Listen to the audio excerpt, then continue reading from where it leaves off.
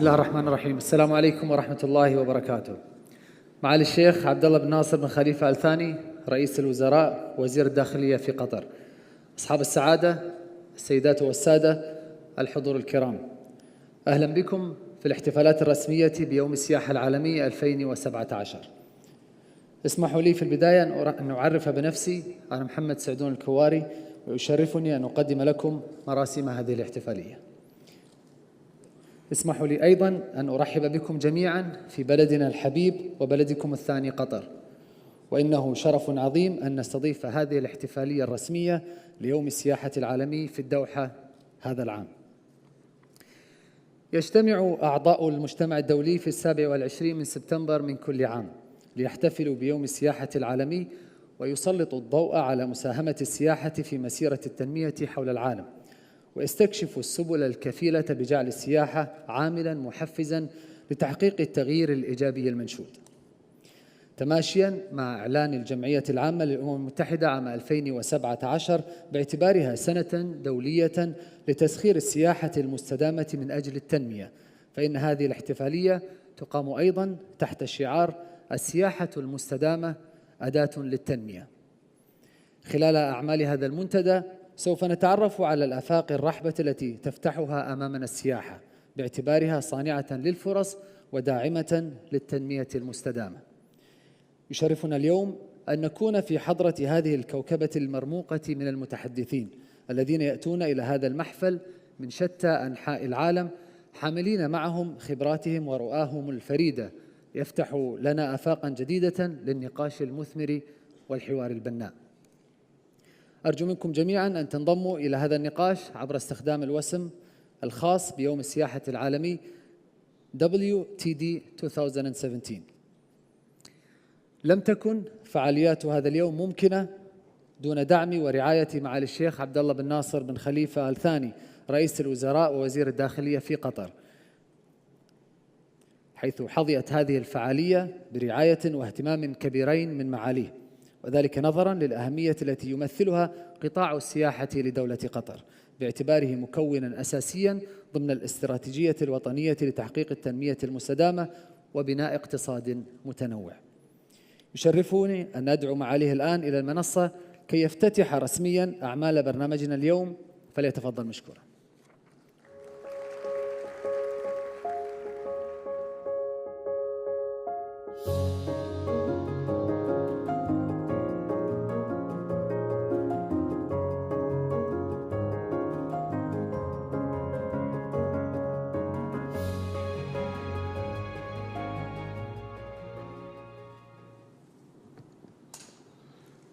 بسم الله الرحمن الرحيم. أصحاب المعالي والسعادة، السيدات والسادة، الحضور الكرام، السلام عليكم ورحمة الله وبركاته. يطيب لي في البداية أن أرحب بكم جميعاً في بلدكم الثاني قطر، ويسعدنا مشاركتكم في هذا الاحتفال الرسمي بيوم السياحة العالمي بالتعاون مع منظمة السياحة العالمية التابعة للأمم المتحدة. إن احتضان دولة قطر لهذا الاحتفال والذي يعقد هذا العام تحت شعار السياحة المستدامة أداة للتنمية يمثل فرصة لمناقشة سبل الارتقاء بمساهمة السياحة في تحقيق أهداف التنمية المستدامة 2030 التي أقرتها منظمة الأمم المتحدة عام 2015. إن الاحتفال في هذا العام يكسب أهمية خاصة في قطر بعد الانتهاء من تنفيذ الاستراتيجية الوطنية الأولى 2011-2016 والانتهاء من إعداد الاستراتيجية الوطنية الثانية 2017-2022، ولكونه يأتي في وقت تتضاعف فيه الجهود لتعزيز وضع قطر على الخارطة العالمية، ولا سيما بعد أن برزت أهمية القطاع السياحي في دولة قطر كأحد الأدوات الأساسية لتحقيق التنمية المستدامة. ولذلك نجده يواصل معدلات نموه رغم التحديات الاقتصادية والأمنية التي تشهدها المنطقة. السيدات والسادة، خلال العقدين الماضيين شكلت صناعة السياحة أحد أهم محركات النمو الاقتصادي وتحقيق النمو المستدام في عديد من دول العالم. ومن هذا المنطلق فإن تنمية قطاع السياحة لم تعد اختياراً أو رفاهية، وإنما تأتي من بين أولويات التنمية كضرورة تمليها متطلبات التنمية الشاملة وتنويع موارد الاقتصاد الوطني وخلق الوظائف، فضلاً عن كونها أداة لبناء الجسور بيننا والحوار بين الثقافات ونشر قيم التسامح والانفتاح. ومن هذا المنطلق فإن صناعة السياحة تحظى باهتمام كبير ضمن رؤية قطر الوطنية واستراتيجيتها الوطنية، إدراكاً بأهمية وقدرة القطاع السياحي على القيام بدور حيوي في تحقيق الدعم للاقتصاد الوطني. ولمواكبة النهضة الشاملة لدولة قطر، اتخذت الدولة سلسلة من الإجراءات والتدابير غير المسبوقة فيما يخص بالانفتاح، والتي من شأنها أن تعزز أداء القطاع السياحي وتجعل قطر من بين الدول الأكثر انفتاحاً في المنطقة مع التزامنا بهويتنا وقيمنا ومبادئنا. ومن بين هذه الإجراءات: أولاً، منح تأشيرات الترانزيت المجانية لمدة 96 ساعة لجميع الجنسيات. طلب وإصدار تأشيرات إلكترونية لجميع الجنسيات. إعفاء مواطني 80 دولة من تأشيرة الدخول إلى قطر، وسوف تضاف إليهم دول أخرى في المستقبل. رابعاً، تطبيق نظام الإخطار الإلكتروني للحاصلين على تأشيرة أو إقامة من الوجهات السياحية التالية: الولايات المتحدة الأمريكية والمملكة المتحدة ودول الشنغن وكندا واستراليا ونيوزيلندا وبعض الدول الأخرى، والذي يدخل حيز التنفيذ من هذه اللحظة. ولا شك أن هذه الإجراءات سوف تمثل علامة فارقة على طريق تطوير صناعة السياحة في قطر، بل يمكن القول أنها تنقلنا مباشرة إلى المرحلة القادمة من الاستراتيجية الوطنية لقطاع السياحة.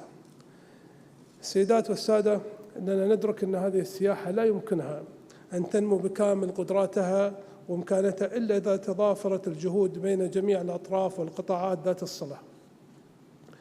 وعليه فقد وجهت في وقت سابق من هذا العام بالبدء بعملية مراجعة شاملة للاستراتيجية الوطنية لقطاع السياحة، بما يضمن تلبية احتياجات قطر ويحافظ على هويتها.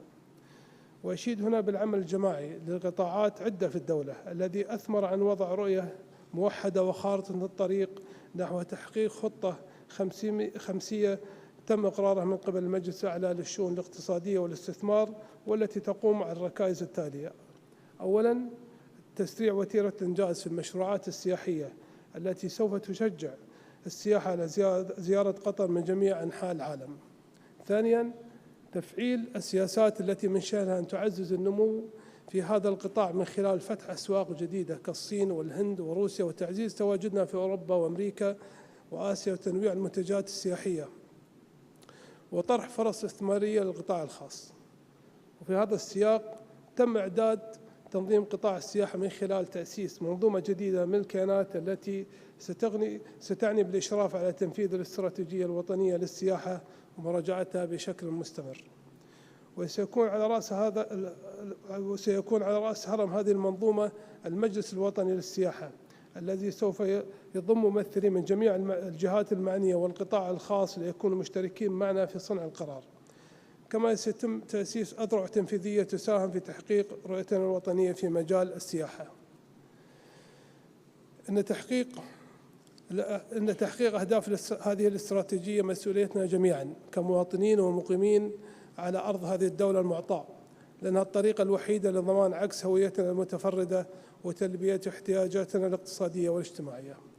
الحضور الكريم، لقد أصبح تعزيز تجربة الزوار في كل جوانب زيارتهم هي مسؤولية مشتركة تقع على عاتق كل الجهات ذات الصلة، ولذلك سيتم إطلاق مبادرة لتحسين تجربة السائح على المستوى الوطني، تشمل استحداث وحدة إدارية مختصة بالتجربة السياحية في جميع الجهات المعنية، وإعداد برنامج تدريبي لقيادات الوحدات لتزويدهم بالممارسات المثلى، لتتوج بنهاية كل عام بعقد منتدى سنوي وإطلاق جائزة وطنية تحت الرعاية الكريمة لسيدي حضرة صاحب السمو الشيخ تميم بن حمد آل ثاني أمير البلاد المفدى حفظه الله ورعاه، وذلك بهدف نشر الثقافة السياحية وتهيئة الأجواء لتحسين تجربة السائح على المستوى الوطني. إن النمو الراهن في دولة قطر يعزز التفاؤل بمستقبل صناعة السياحة، ولذلك فإن هناك فرص سانحة أمام المبتكرين والمستثمرين، ورواد الأعمال في الدولة والمستثمرين من الخارج، فعليهم اغتنامها عبر تعزيز التجارب السياحية التي يمكن أن نقدمها من هذه اللحظة. السيدات والسادة، وأن بكل تأكيد نعتز في دولة قطر بأن تكونوا معنا اليوم لتشهدوا على هذه الانطلاقة الجديدة، ولا شك أن هذه المشاركة تعكس التعاون الدولي البناء بيننا، بما يساعد على الاستفادة من الآراء والتجارب في الدول الأخرى في تحقيق الأهداف المنشودة لتعزيز صناعة السياحة. وفي الختام لا يفوتني أن أوجه الشكر والتقدير لسعادة الأمين العام الدكتور طالب الرفاعي على السنوات خدمته التي قضاها كأمين عام لمنظمة السياحة العالمية، واللي شهدنا من خلالها تعاون وشراكة مثمرة ما بين المنظمة وقطاع السياحة بدولة قطر. ولا يفوتني أيضا أن أشكر جميع القائمين على هذا الاحتفال، وأرحب بكم جميعا مرة أخرى في بلدكم الثاني قطر، متمنيا أن يحقق هذا الاحتفال الأهداف المنشودة. والسلام عليكم ورحمة الله وبركاته.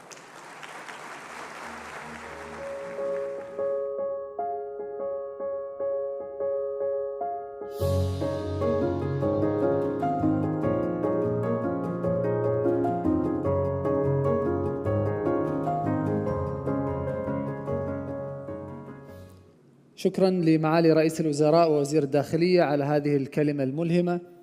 بالفعل لم تكن هناك مناسبة أفضل من الاحتفالية الرسمية ليوم السياحة العالمي لتدشين هذه المرحلة الجديدة التي تنبئ بمستقبل واعد للقطاع السياحي القطري، وهو ما سيعود على الجميع في قطر بالخير والفائدة بإذن الله تعالى. قبل أن أفسح المجال أمام السيد حسن الإبراهيم رئيس قطاع تنمية السياحة في الهيئة العامة للسياحة كي يستعرض لنا مكونات المرحلة القادمة من الاستراتيجية الوطنية لقطاع السياحة، أدعوكم لمتابعة الفيلم التالي الذي يوضح كيف تمت صياغة المرحلة القادمة بمشاركة مختلف القطاعات الرئيسية.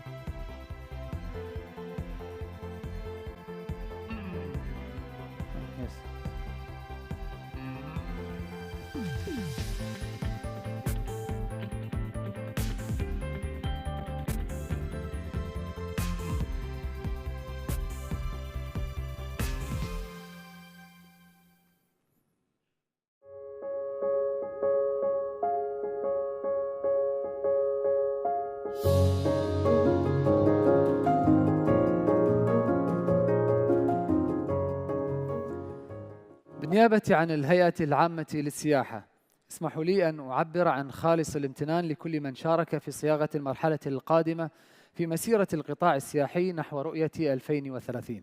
فبفضلهم جاءت هذه المرحلة تعبيراً صادقاً عن احتياجات وتطلعات دولة قطر وشعبها. الآن يسعدني أن أرحب بالسيد حسن الإبراهيم كي يستعرض معنا متطلبات المرحلة القادمة وأهم سماتها، فليتفضل مشكورا.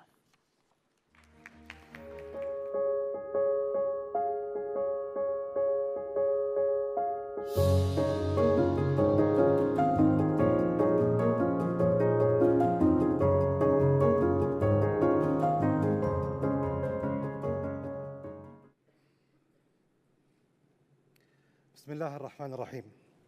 معالي الشيخ عبد الله بن ناصر بن خليفة آل ثاني، سعادة الدكتور طالب الرفاعي، أصحاب المعالي والسعادة الحضور الكرام، السلام عليكم ورحمة الله وبركاته.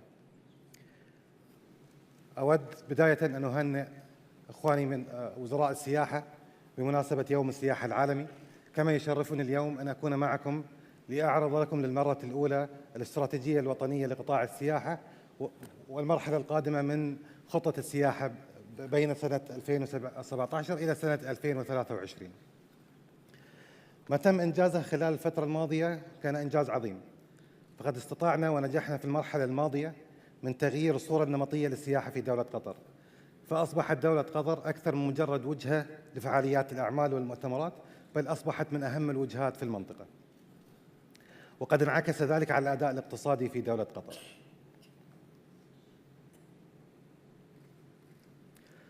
قد ذكر معالي رئيس مجلس الوزراء أحد أهم الإنجازات التي تمت خلال المرحلة الماضية، وهو إنجاز كبير نفخر به في دولة قطر، وأصبحت دولة قطر من أكثر الدول انفتاحاً، بل الأكثر انفتاحاً في المنطقة، وقد تحقق ذلك عبر سياسات تم إنجازها خلال السنة الماضية. لعل أبرز الإنجازات التي تمت والتي تم ذكرها سابقاً فتح تأشيرة الترانزيت خلال السنة الماضية، التقديم على تأشيرات السياحة عبر طريق الإنترنت وعدم الاعتماد على مكتب معين أو سفارة معينة للتقديم على التأشيرات السياحية، إعفاء 80 جنسية من تأشيرة الدخول، وهذا ما عكس انفتاح دولة قطر على العالم. ومؤخراً وقد تم اليوم الإعلان عن البدء بتفعيل نظام الإخطار الإلكتروني والسماح للحاصلين على تأشيرة أو إقامة في الوجهات السياحية الرئيسية من زيارة دولة قطر بدون الحاجة إلى تأشيرة مسبقة.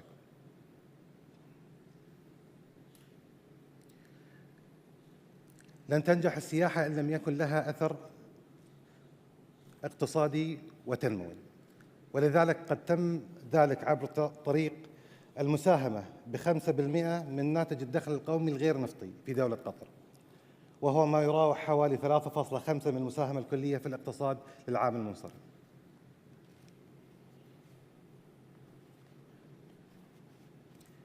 كما شاهدنا بروز أحد المنتجات السياحية الجديدة أو القطاعات السياحية الجديدة، ألا وهي السياحة البحرية أو سياحة البواخر السياحية.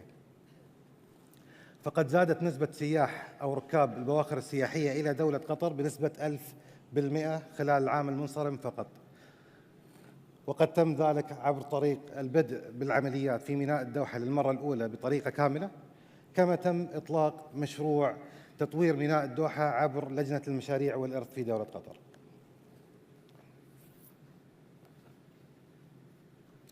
كما تم استحداث مجموعة من المهرجانات والفعاليات السياحية خلال الفترة المنصرمة وخلال الاستراتيجية السابقة. بدأنا بمجموعة من الفعاليات والمهرجانات، كانت أحدها مهرجان الأغذية، مهرجان صيف قطر الذي انتهى خلال الشهر الماضي، والذي عكس أيضاً مهرجان عيد الفطر ومهرجان عيد الأضحى ومهرجان التسوق في دولة قطر أيضاً. لم تكن هذه المهرجانات مجرد مهرجانات أو فعاليات دون أثر اقتصادي ودون تأثير على مستوى الوجهة السياحية، بل كانت الهدف الأساسي من هذه المهرجانات هو الأثر الاقتصادي. ولذلك قد ساهم مهرجان صيف قطر مع مهرجان الأعياد بما يقدر ب 630 مليون ريال قطري على الاقتصاد القطري، وساهم مهرجان قطر للتسوق بما يراوح 1.6 مليار لاقتصادنا الوطني. هذه المهرجانات تكتسب أيضاً أهمية لأنها تكسب الوجهة السياحية هوية مختلفة أيضاً.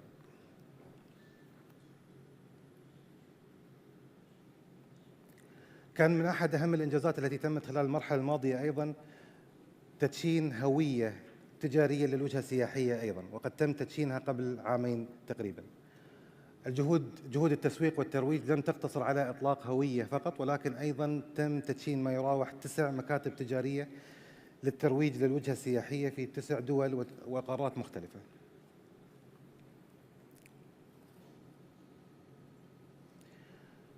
قد نما هذا الحضور أيضاً من خلال مجموعة من الحملات الترويجية التي تمت إما عن طريق الوجهة السياحية أو عن طريق الهيئة العامة للسياحة أو بالشراكة مع شركائنا العالميين عبر شركات السفر والسياحة حول دول العالم.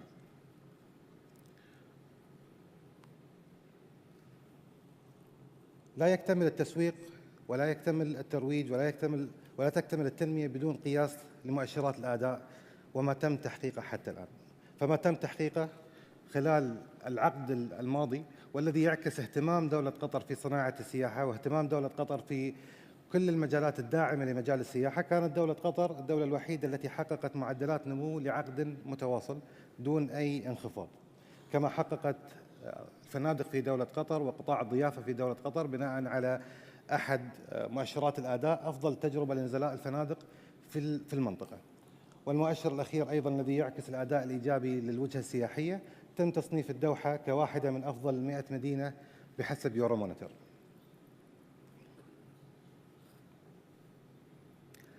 قمنا على الإجابة بسؤال ما الذي تم إنجازه، ولكن الاستراتيجية لن يتم الكشف عنها إلا إذا جبنا على سؤالين: ما الذي نطمح لتحقيقه خلال المرحلة القادمة، وكيف يمكننا تحقيق ذلك؟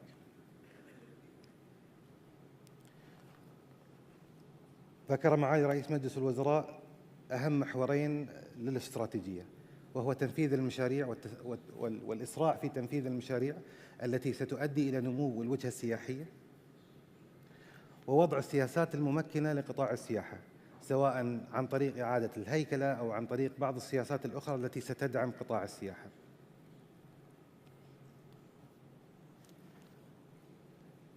إن لم تكن استراتيجية تساعدنا على التركيز على هوية قطر، لن تنجح الاستراتيجية. فكان من المهم جدا أن نكشف عن الهوية التي تم الاتفاق عليها عبر طريق التشاور مع شركائنا من القطاع العام والقطاع الخاص. وأجبنا على سؤال: ما هي هوية قطر كوجهة سياحية؟ هي أكثر من مجرد وجهة للاكتشاف.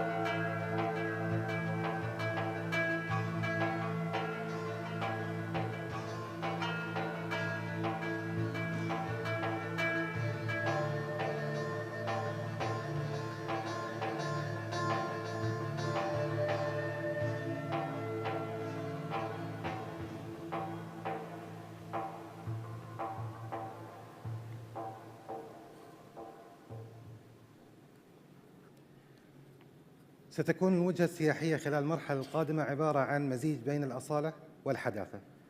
سنقوم بالتركيز على التجربة البرية والتجربة البحرية أيضاً، كما سنقوم بالتركيز على مجموعة من المنتجات السياحية التي تعني بالرفاهية وفعاليات الأعمال والرياضة والترفيه العائلي.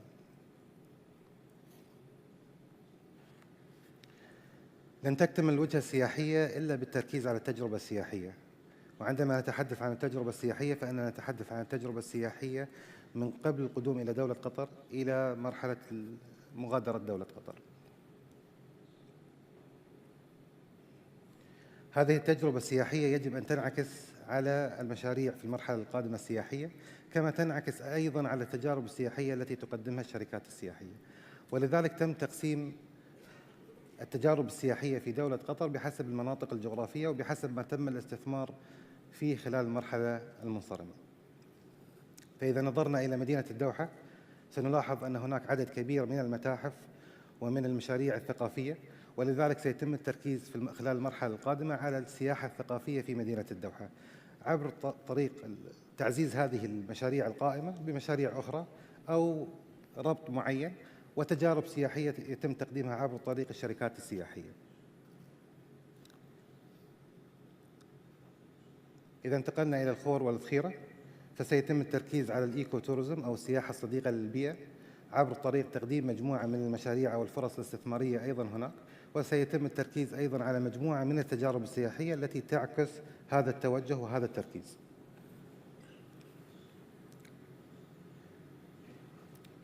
الزبارة وراس بروق تحتوي على خصوصية معينة، الموقع الوحيد المسجل في قائمة التراث في دولة قطر، ولذلك سيتم التركيز خلال المرحلة القادمة على المشاريع التراثية والتي تعكس تاريخ قطر أيضا، وسيتم التركيز أيضا على ليس فقط على المنتجات السياحية هناك ولكن أيضا على مجموعة من التجارب السياحية في منطقة الزبارة وراس بروق. دخان وزكريت أيضا سيتم التركيز على سياحة الاستجمام والرفاهية عبر طريق كما ذكرنا سابقا طرح مجموعة من المشاريع والفرص الاستثمارية وكذلك التجارب السياحية في في تلك المنطقة. أما جنوب الدولة إذا ما نظرنا للمسحبية والعريق وسلوى، فهناك مجموعة من المنتجعات القائمة حاليا والاستثمارات القائمة حاليا، وسيتم طرح مجموعة من الفرص الاستثمارية، ويمكنكم الاطلاع أيضا على مجموعة من الأفكار الموجودة من خلال المعرض الخارجي. وكذلك سيتم تعزيز هذه المنتجعات وهذه التجارب عبر تعزيز شركات السياحة لتقديم بعض التجارب السياحية المتنوعة في تلك المنطقة. وأخيراً العديد وسيلين، منطقة التخييم ومنطقة المغامرات سيتم تعزيزها بمجموعة من المشاريع التي ستطرح للقطاع الخاص ومجموعة من التجارب السياحية أيضاً.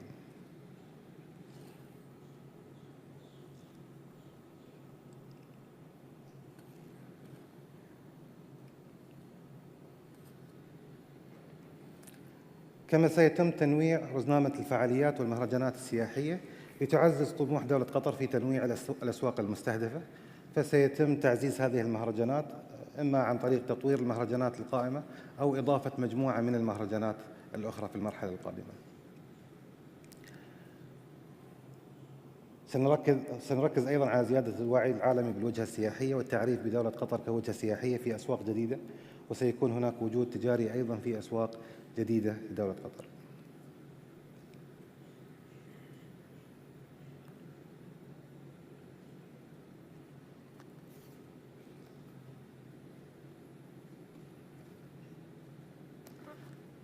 كما ذكرنا سابقاً، يجب التركيز على تجربة السائح المتكاملة منذ لحظة وصوله إلى مرحلة مغادرته دولة قطر أو الوجهة السياحية. سيتم تعزيز التجارب السياحية عبر مجموعة من الأدوات. قد ذكر معالي رئيس مجلس الوزراء موضوع إطلاق الجائزة، وستكون هي الجائزة هي المعززة لهذه التجارب السياحية لضمان المراقبة ولضمان تطوير مجال التجربة السياحية عبر جميع المؤسسات الضالعة في المجال السياحي. سيتم هذا التعزيز أيضاً عبر طريق البرامج وعبر طريق الفعاليات وعبر طريق ما تعرضه الشركات السياحية في دولة قطر.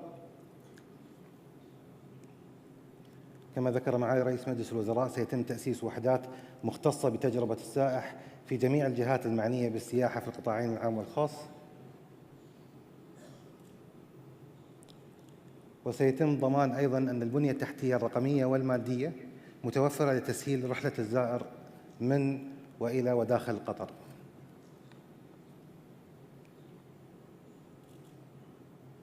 كما سيتم طرح برامج تدريبية للضالعين في المجال السياحي لتطوير قدراتهم على التعامل مع السياح وتطوير قدراتهم على التعامل مع التجربة السياحية.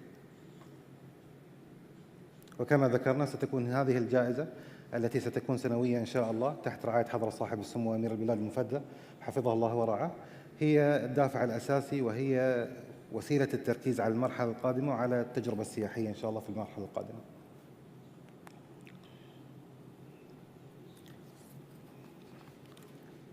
لعل من أبرز التحديات التي تم ذكرها في السابق في جميع المؤتمرات وجميع المنتديات السياحية هي مسألة التنسيق بين القطاعين العام والخاص من جهة، ومسألة أيضاً التنسيق بين القطاعات الحكومية والمؤسسات الحكومية.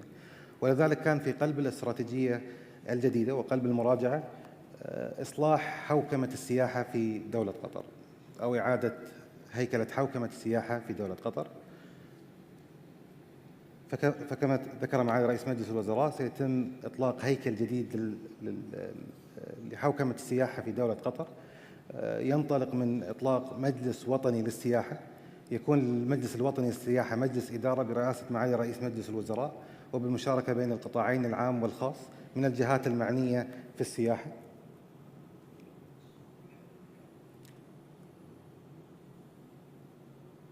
كما سيتم إطلاق مجموعة من الأذرع التنفيذية خلال المرحلة القادمة إن شاء الله، والتي تعني بمجالات مختلفة، سواء كان مجال التسويق والترويج مما يسهل تواجد المجلس الوطني للسياحة والوجهة السياحية في أسواق متعددة، مجال فعاليات الأعمال مما يسهل إدارة الأصول المعنية في فعاليات الأعمال في دولة قطر، وأيضاً بعض الفعاليات القائمة عليها بعض المؤسسات الحكومية على رأسها الهيئة العامة للسياحة، وأيضاً ذراع تنفيذي لتطوير بعض المشاريع السياحية وطرح الفرص للقطاع الخاص في المجال السياحي.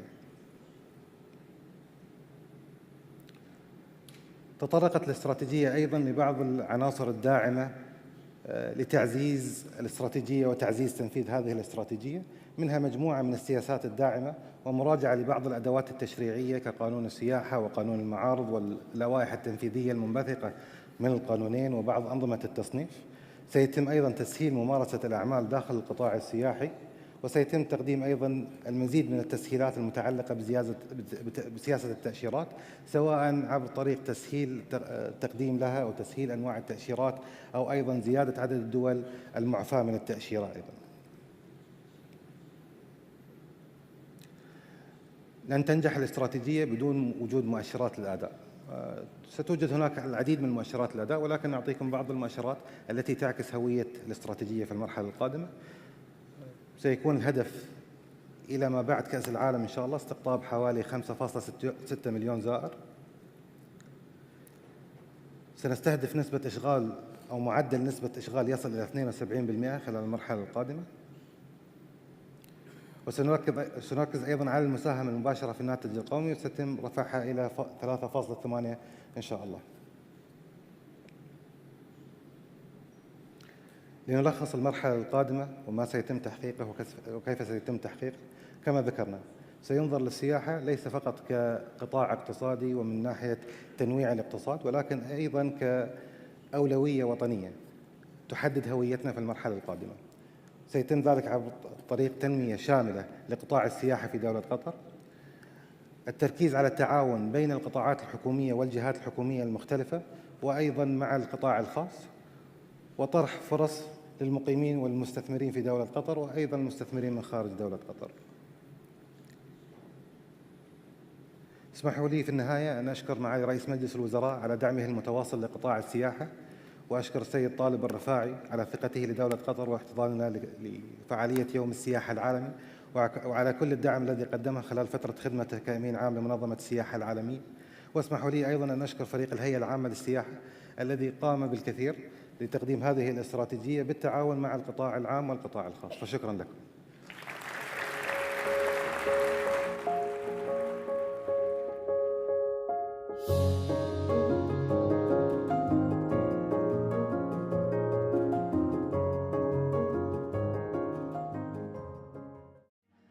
بالغ الشكر للسيد حسن الإبراهيم على هذا العرض التقديمي المفصل.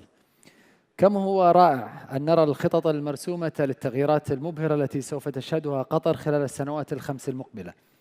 الآن أدعو السيدة هيلين مارانو نائب الرئيس الأول للمجلس العالمي للسفر والسياحة للحضور إلى المنصة وإلقاء كلمتها.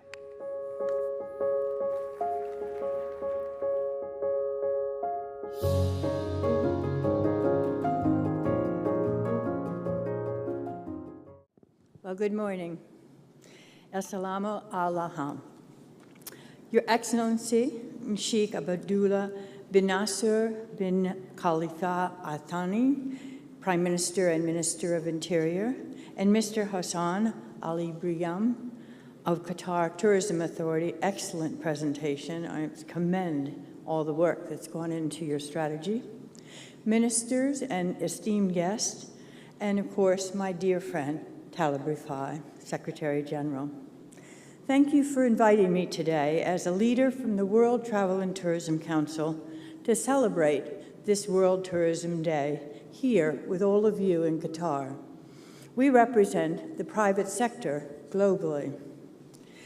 I think it is of particular significance for the World Tourism Day this year as it is the International Year of Sustainable Tourism for Development. And for an industry that produces 10% of global GDP and 1 in 10 jobs globally, it is crucial that we protect the growth to be sustainable. These are the same figures that we have for travel and tourism for Qatar, larger than what was presented because we include indirect and induced. But we also see with an average annual growth of 5.3% in the GDP projected over the next decade for Qatar. The World Travel and Tourism Global Summit in Bangkok in April focused on sustainability as in its broadest sense.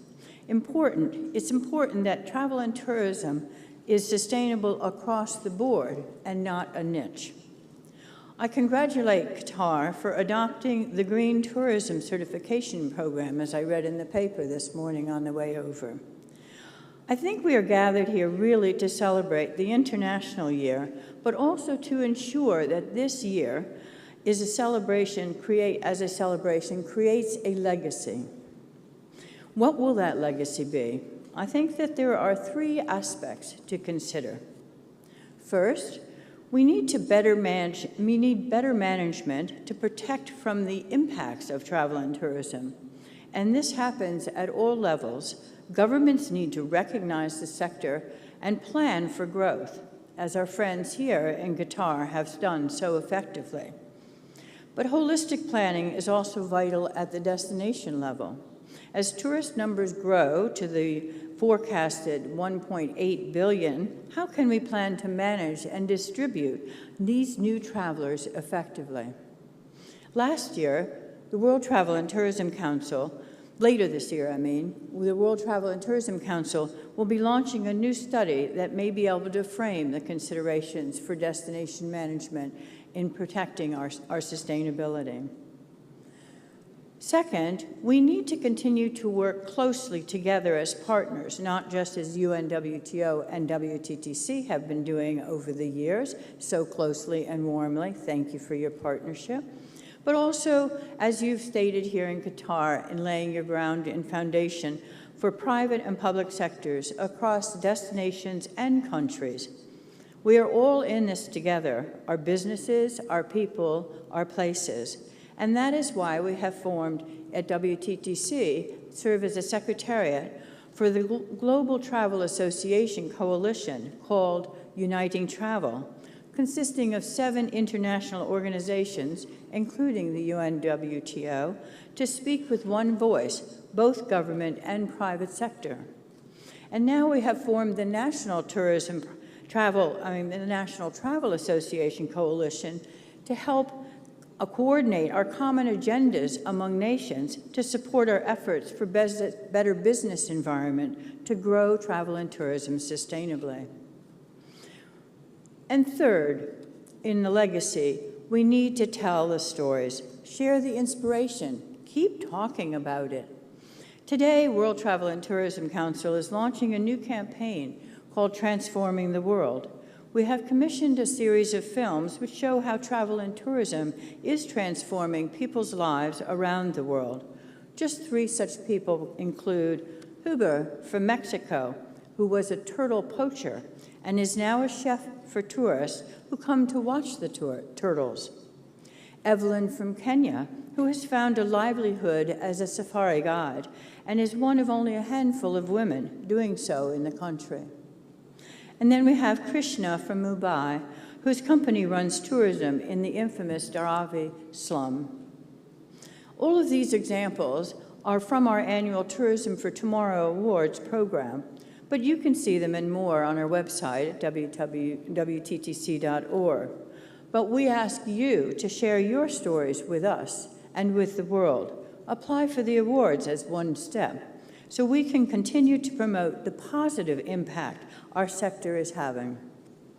Yes, today is a celebration of what we all do every day to help the world become a more peaceful place with a better understanding of our diversified cultures and peoples. Or as the Prime Minister said, building bridges. It's so well stated because that indeed is the spirit of our industry. So I congratulate you all here in Qatar on your path forward, and I thank you for your attention.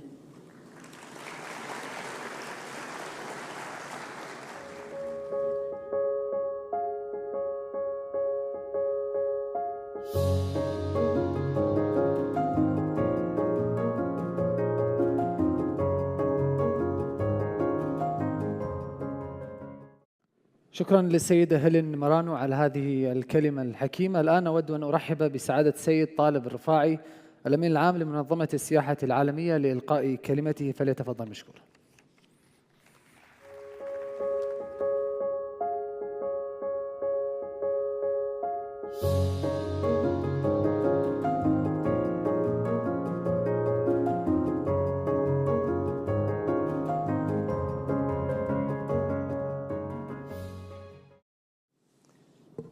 معالي الشيخ عبد الله بن ناصر بن خليفة الثاني رئيس الوزراء وزير الداخلية، اسمح لي أن أستأذن معاليكم بأن أتحدث بلغة عالمية أخرى لمصلحة ولمنفعة ضيوفنا إذا تكرم.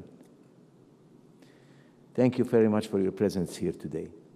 Your presence today is a clear message of how supportive you and the system and the leadership in Qatar are to the tourism sector. It's a clear and strong message. We understand it, we appreciate it, and we cherish it. Your supports have been essential to make tourism in Qatar what it is today. Over my 8 years as Secretary General, I've seen how Qatar has developed into a prime tourism destination. Excellency, I still remember 1996. I was coming from my small country, Jordan, here to Qatar to assist in what was known at the time as the Economic Conference for the Middle East. The only hotel that was there was this hotel. It was like a solid pyramid sitting here with very little in the background. You even had to seek the support of a few cruise ships to be docked so that you have enough rooms to accommodate a little bit less than 2,000 people. That was only 20 years ago. If you look at Qatar today, you'd be very impressed of how far you have come. UNWTO is very happy to have been part of this process. The last action you and Mr. Ibrahim have proudly displayed. Qatar waived the entry visas and requirements for its citizens from 80 countries. 80 countries. I am proud to announce that Qatar is the most open country in the region. We have developed something called the Index of Openness, which measures how many of the citizens of the world can enter into a country with ease, facilitation, and safety. Safety is important, but seamless travel is equally important.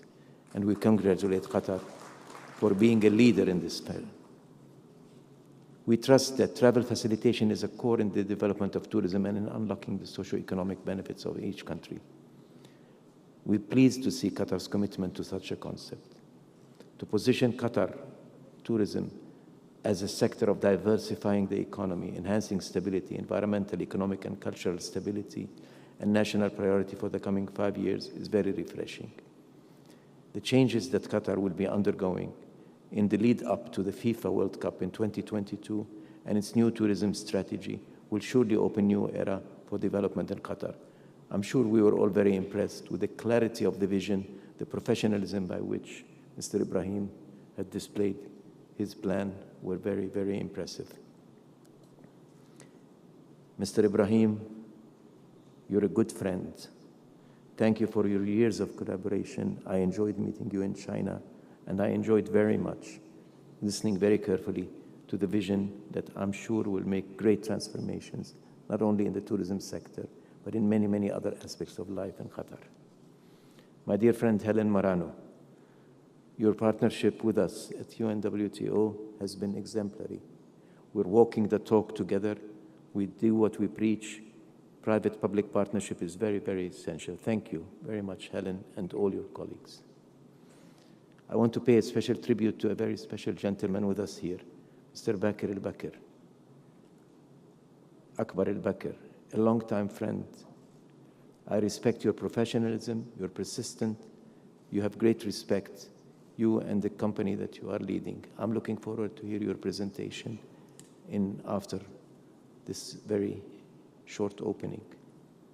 Ministers, state secretaries, deputy ministers from Lebanon, Jamaica, Tunis, Liberia, Croatia, Morocco, Hungary, Pakistan, Equatorial New Guinea, and Romania.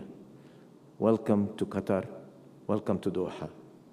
الأصدقاء والإخوة الكرام السلام عليكم وأهلا وسهلا بكم في الدوحة أهلا بكم في قطر. Welcome to the 2017 World Tourism Day. My dear friends, we're not here by accident. لسنا هنا بالصدفة. This year's celebration comes at a very special time. I know that each and every country represented here has a very special link with Qatar.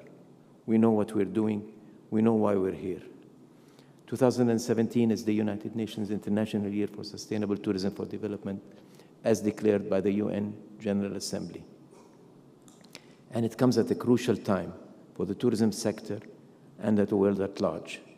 It comes at a crossroads. Because, my dear friends, today the world is living major transformations. I would like to suggest that the world is undergoing two major transformative forces. I would even dare to call them two revolutions. One is the IT revolution, the digital revolution.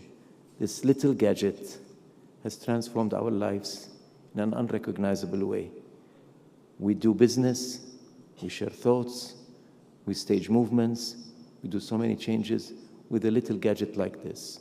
Many of you still remember the days where we used to have the little telephones at home. I still remember our telephone at home did not even have numbers to dial. I had to pick up the head, tap on it, and then there will be an operator on the other side, and I'll tell him, could you connect me please to Mr. Edmund Bartlett? His number is 235. He would say, well, it's 11 o'clock at night. Are you sure he'll be awake? I said, don't worry, he's a friend. He'll answer the phone. We've come a long way, and it's clear, obvious what it has changed in our lives. But the other revolution that is not clear to many of us is the travel revolution. And it's truly a revolution. Travel today has become an effective global force and a cornerstone and a major transformative along other global forces, such as hyper-globalization, delocalization, digital transformation. Many of the world challenges today are a result of these global forces: climate change, migration, natural disasters. Our friends in Mexico, represented by the good minister here today, had their good share of their sufferings. And we commend you, we commend your bravery, your ability to stand in the face of this very, very serious disaster. Health pandemics. Our friends in Africa, we have the Minister of Liberia here with us. 2 years ago, they bravely have to confront the Ebola crisis on the behalf of all humanity. Unemployment, security, digital disruptions, all of these are global challenges. We cannot address global challenges in a national level. Global challenges need to be addressed at a global level. We need to do it together.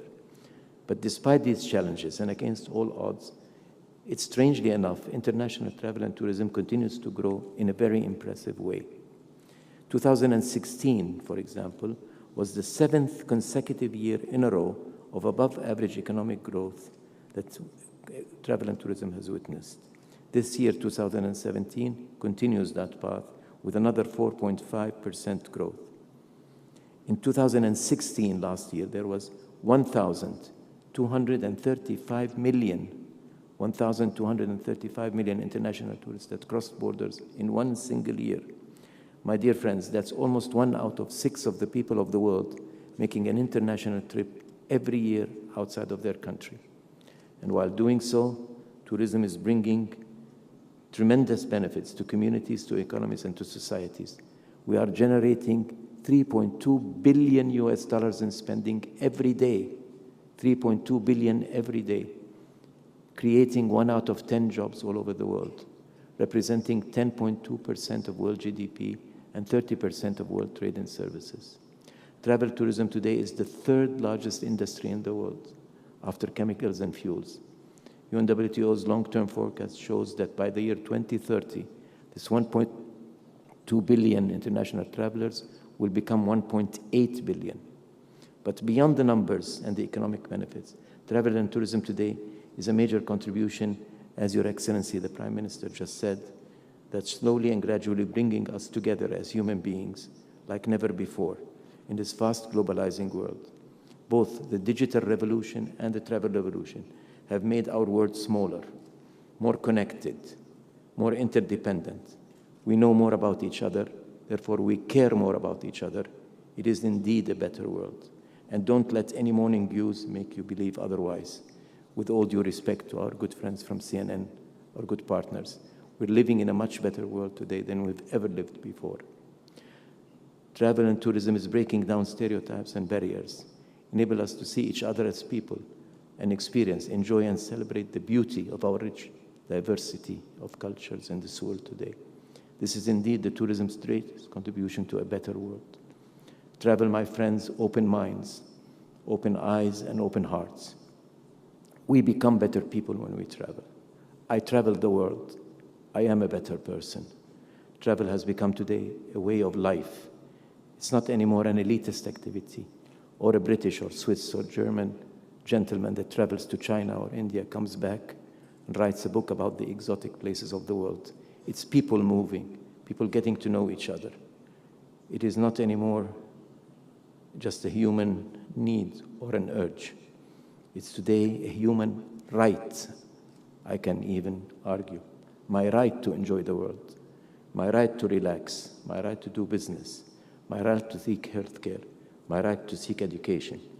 I'm absolutely sure that 40, 50, 60 years from now, the future generations would look back at this time and age and say, that was the age of travel. But, my dear friends, with growth comes power, and with power comes responsibility. With 1.8 billion international travelers, we could end up with 1.8 billion opportunities or 1.8 billion disasters. It's all up to us. How we manage this impressive growth is absolutely crucial. We need to ensure that the 1.8 billion travelers can and should, when well managed, translate into opportunities for inclusive economic growth. We have to learn how to buy local. Opportunities for more and better jobs, decent jobs. We have to learn how to hire local. Opportunities to protect our natural and cultural heritage. Use tourism revenues for that protection. Opportunities to better know, respect each other, learn and engage together. Opportunities to bond people, bond hearts and bond minds. Opportunity to distribute the wealth fairly, because the world today needs much of this.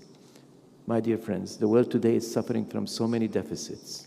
Economic deficits, technological deficits, many, many other deficits. But the one most crucial deficit of them all is the deficit of tolerance and understanding.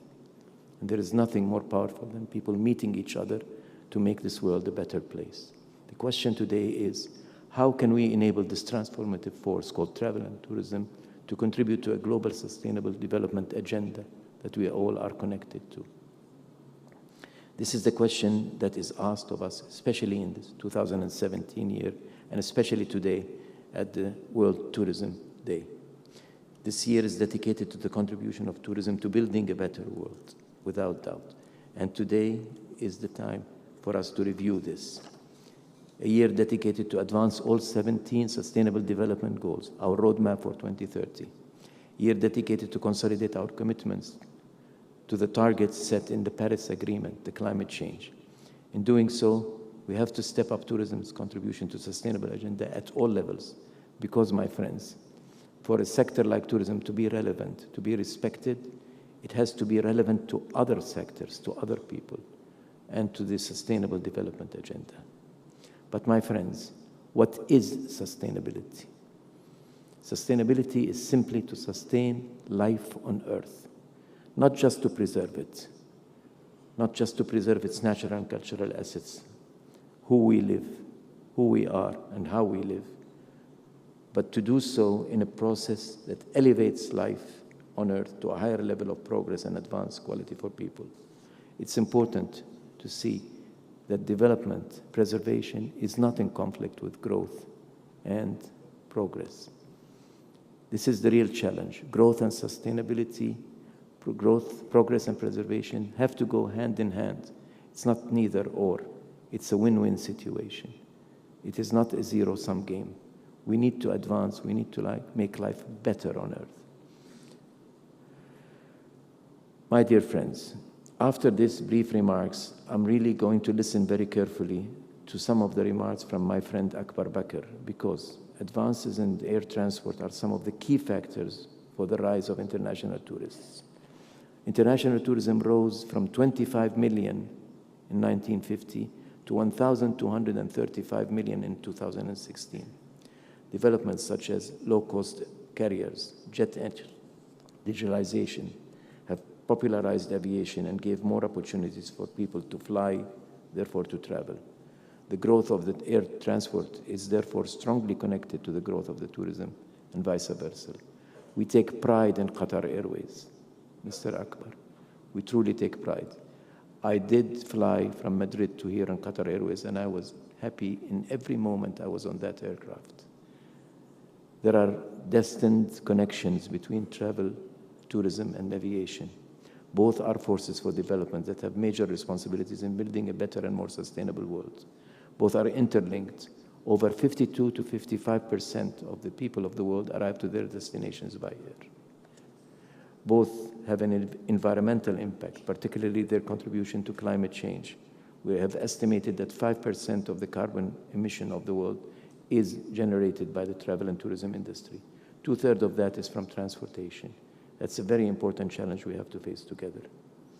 My dear friends, Tim Cashel, a travel writer, wrote the following: "A journey is best measured by friends rather than by miles, because travel is to connect people.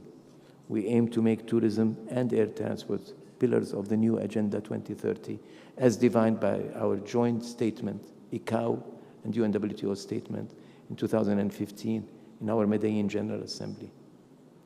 My dear friends, in 2015, the international community reached 3 important milestones. 1, it approved the 17 SDGs Roadmap Sustainable Development Goals for 2030.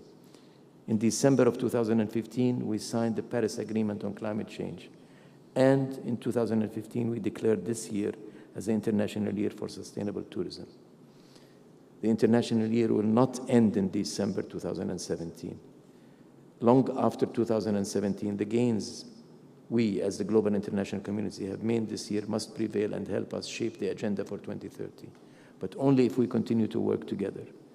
Our partnership with WTTC is an example of how we all need to work together. My dear friends, I have one final thought to share with you. We travel to places we respect. We don't travel to places that we don't respect. Respect the people, respect the society, respect the culture, respect nature, respect history. Because in doing so, we ourselves gain self-respect. We like ourselves when we are in places that we like. We find our reserves for self-respect, and we're able to respect everything, everywhere. That's why the motto of this International Year of Sustainable Tourism this year has been travel, enjoy, and respect. We must make the 1.8 billion people traveling the world global ambassadors for tolerance and respect. That's why people will continue to travel the world. That's why, Your Excellency, people will continue to come to Qatar, because we respect Qatar. This is why we need to be here and send a strong message to the rest of the world. As this will be probably my last World Tourism Day celebration in my capacity as Secretary General, ending my second term in December 2017, I'd like to share with you a thought and a mantra that I will carry with me in my heart and soul way after my challenging, rewarding, exciting, and humbling time as Secretary General is over. My dear friends, when we travel, we become better people, because there is nothing more powerful than people coming together, rubbing shoulders, creating in the process a new world, just like the one Qatar is trying to build here over the years. My dear friends, whatever you do in life, let's always remember that our core business is and must always be to make this world a better place. Nothing else matters. This is why we should travel, enjoy, respect. Thank you and happy World Tourism Day.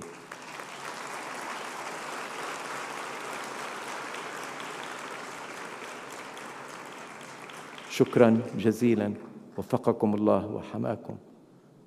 I would like to share with you this 1-minute video that we have prepared on World Tourism Day and International Year of Sustainable Tourism. It is entitled Travel, Enjoy, and Respect. Thank you very much.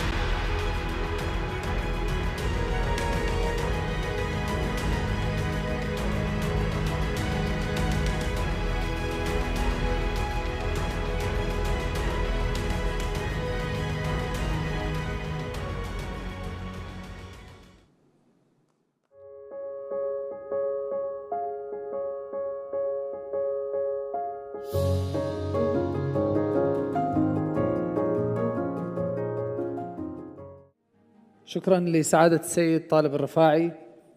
منذ اختيار سعادتكم بالإجماع لشغل منصب الأمين العام لمنظمة السياحة العالمية عام 2009 أصبحتم في طليعة الجهود الرامية إلى تسليط الضوء على الدور الذي يمكن أن تؤديه السياحة في تحقيق الاستمرار وتعزيز التفاهم بين مجتمعاتنا.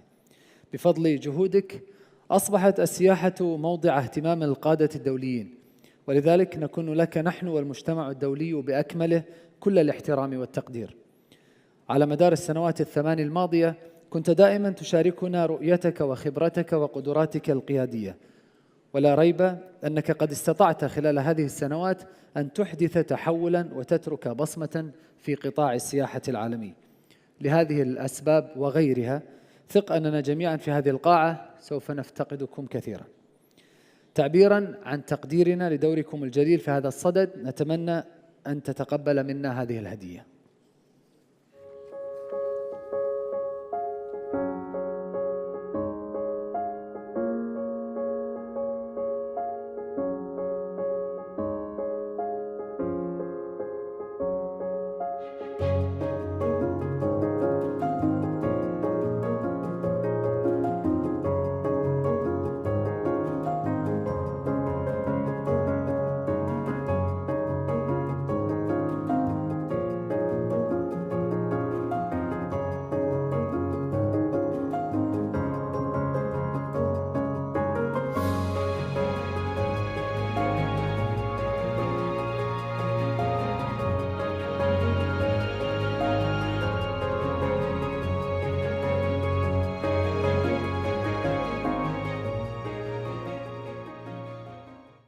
شكرا لكم جميعا. السيدات والسادة، أدعوكم للانضمام إلي في توجيه خالص الشكر لمعالي الشيخ عبد الله بن ناصر بن خليفة آل ثاني رئيس الوزراء ووزير الداخلية على رعايته ودعمه لهذه الاحتفالية وتشريفه لنا بحضوره الكريم في هذا الصباح.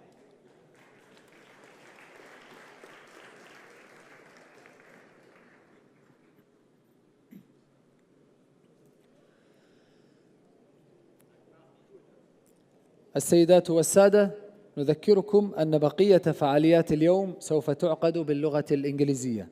نرجو منكم استخدام سماعات الترجمة واختيار اللغة المطلوبة من اللغات الست الرسمية للأمم المتحدة.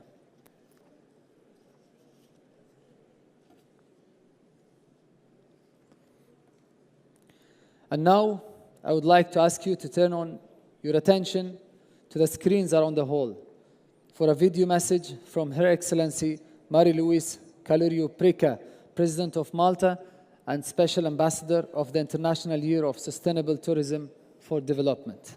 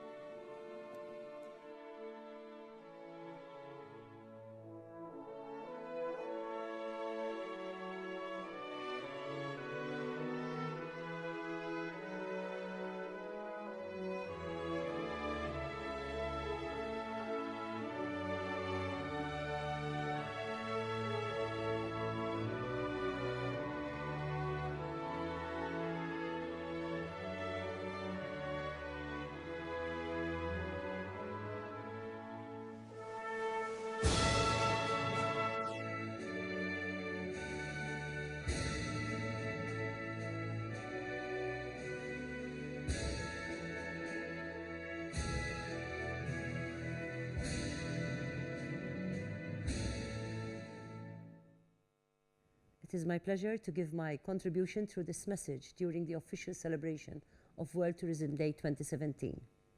While I regret that I cannot be with you in person, however, I would like to convey my very best wishes to you all, and in particular to the Secretary General of the United Nations World Tourism Organization, His Excellency Taleb Rifai, and his team. I believe that today's celebration offers us an ideal platform to reaffirm our commitment towards sustainable tourism as a tool for development. Sustainable development has the ability to address inequalities by creating job opportunities, prosperity, peace, security, and well-being to make our world a better place for all. This celebration also offers an opportunity for our private sector in the field to continue to dialogue share and analyze diverse future aspirations for the industry within the context of this much-needed sustainable approach. World Tourism Day offers us another reflective opportunity of how our respective authorities and countries can effectively contribute towards the sustainability of the sector. Moreover, today's celebration offers us an opportunity to reassert our strong engagement with the United Nations Agenda 2030 and its 17 Sustainable Development Goals.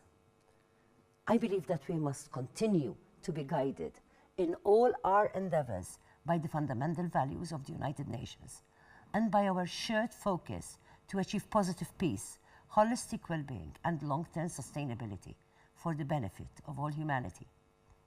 Let us use this opportunity to promote beneficial changes in social policies and economic practices to evolve a more sustainable tourism sector which actively contributes towards the fulfillment of Agenda 2030 and its 17 Sustainable Development Goals. That is why I am pleased to note that the key themes of the International Year for Sustainable Tourism as a tool for development are rooted in important social, economic, and cultural strategies for progress inspired by these goals. Tourism is increasingly recognized as a critical driver to achieve these goals. Tourism is an essential contributor for strong socio-economic growth, job creation, and the safeguarding of our historical and environmental heritage. Tourism is a sector that has an unrivaled impact on the livelihoods of billions of people around the world. According to the 2017 Economic Impact Report released by the World Travel and Tourism Council, conducted in collaboration with Oxford Economics, tourism generated 1 in every 11 jobs of the world's employment opportunities last year. This translates to a total of 292 million jobs. Moreover, the sector grew by 3.3%, outpacing the global economy for the 6th year in a row.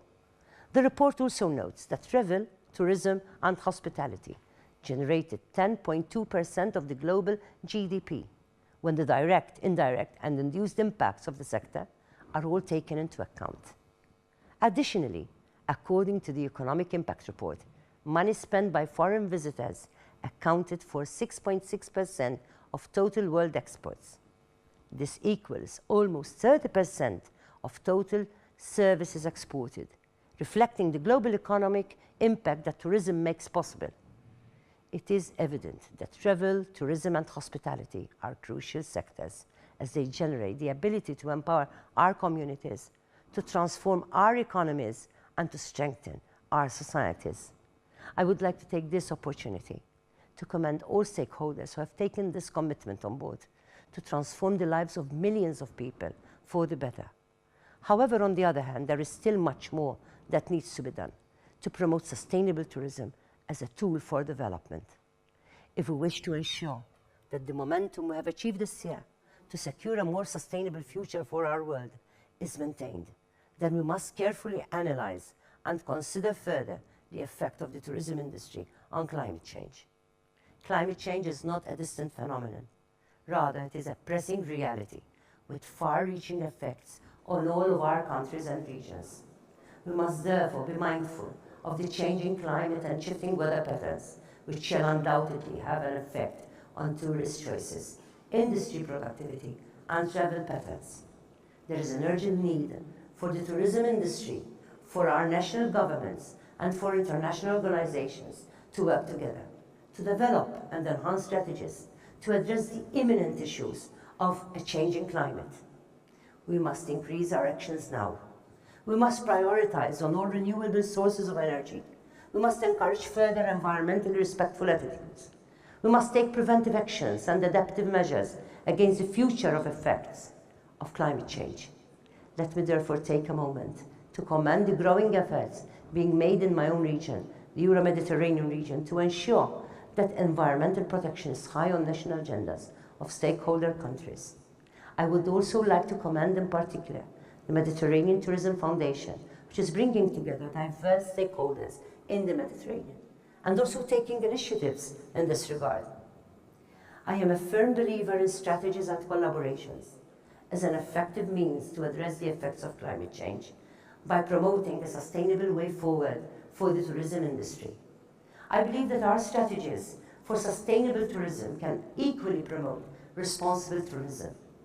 I would like to encourage you all to place the social, economic, cultural, and environmental well-being of our communities and our countries at the heart of all your considerations, so as to ensure that the tourism industry will create not only economic profits, but also socio-cultural benefits to all. We must also embrace the enrichment that diversity makes possible to our nations. Diversity provides opportunities for tourists, visitors, and local communities to make meaningful connections and friendships with each other. In the process of building connections and friendships, we'll be building an inclusive and participatory culture of positive peace. Positive peace is not simply the absence of violence or conflict. Positive peace is the decision to keep creating opportunities and to implement effective strategies that promote universal human rights and fundamental freedoms for all peoples. Let me encourage you to continue to be guided by a truly 21st century vision of sustainable tourism as an intrinsic tool to build a global culture of positive peace and holistic well-being. Let us continue to endeavor to make the tourism industry a driver for solidarity, peace, and prosperity for the benefit of all humanity now and in the future.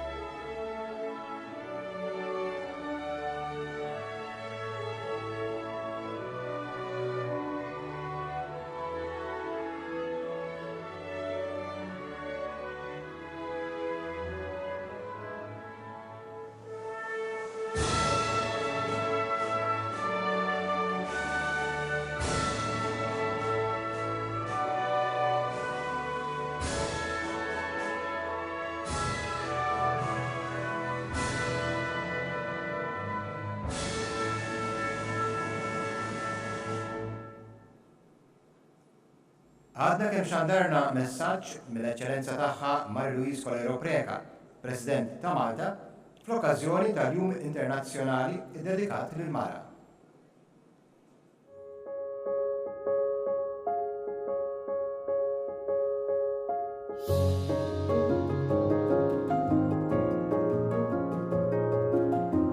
And now, it gives me great pleasure to introduce our keynote speaker, His Excellency Mr. Akbar Al-Bakr, Group CEO of Qatar Airways, to deliver his speech on aviation's role in building sustainable tourism.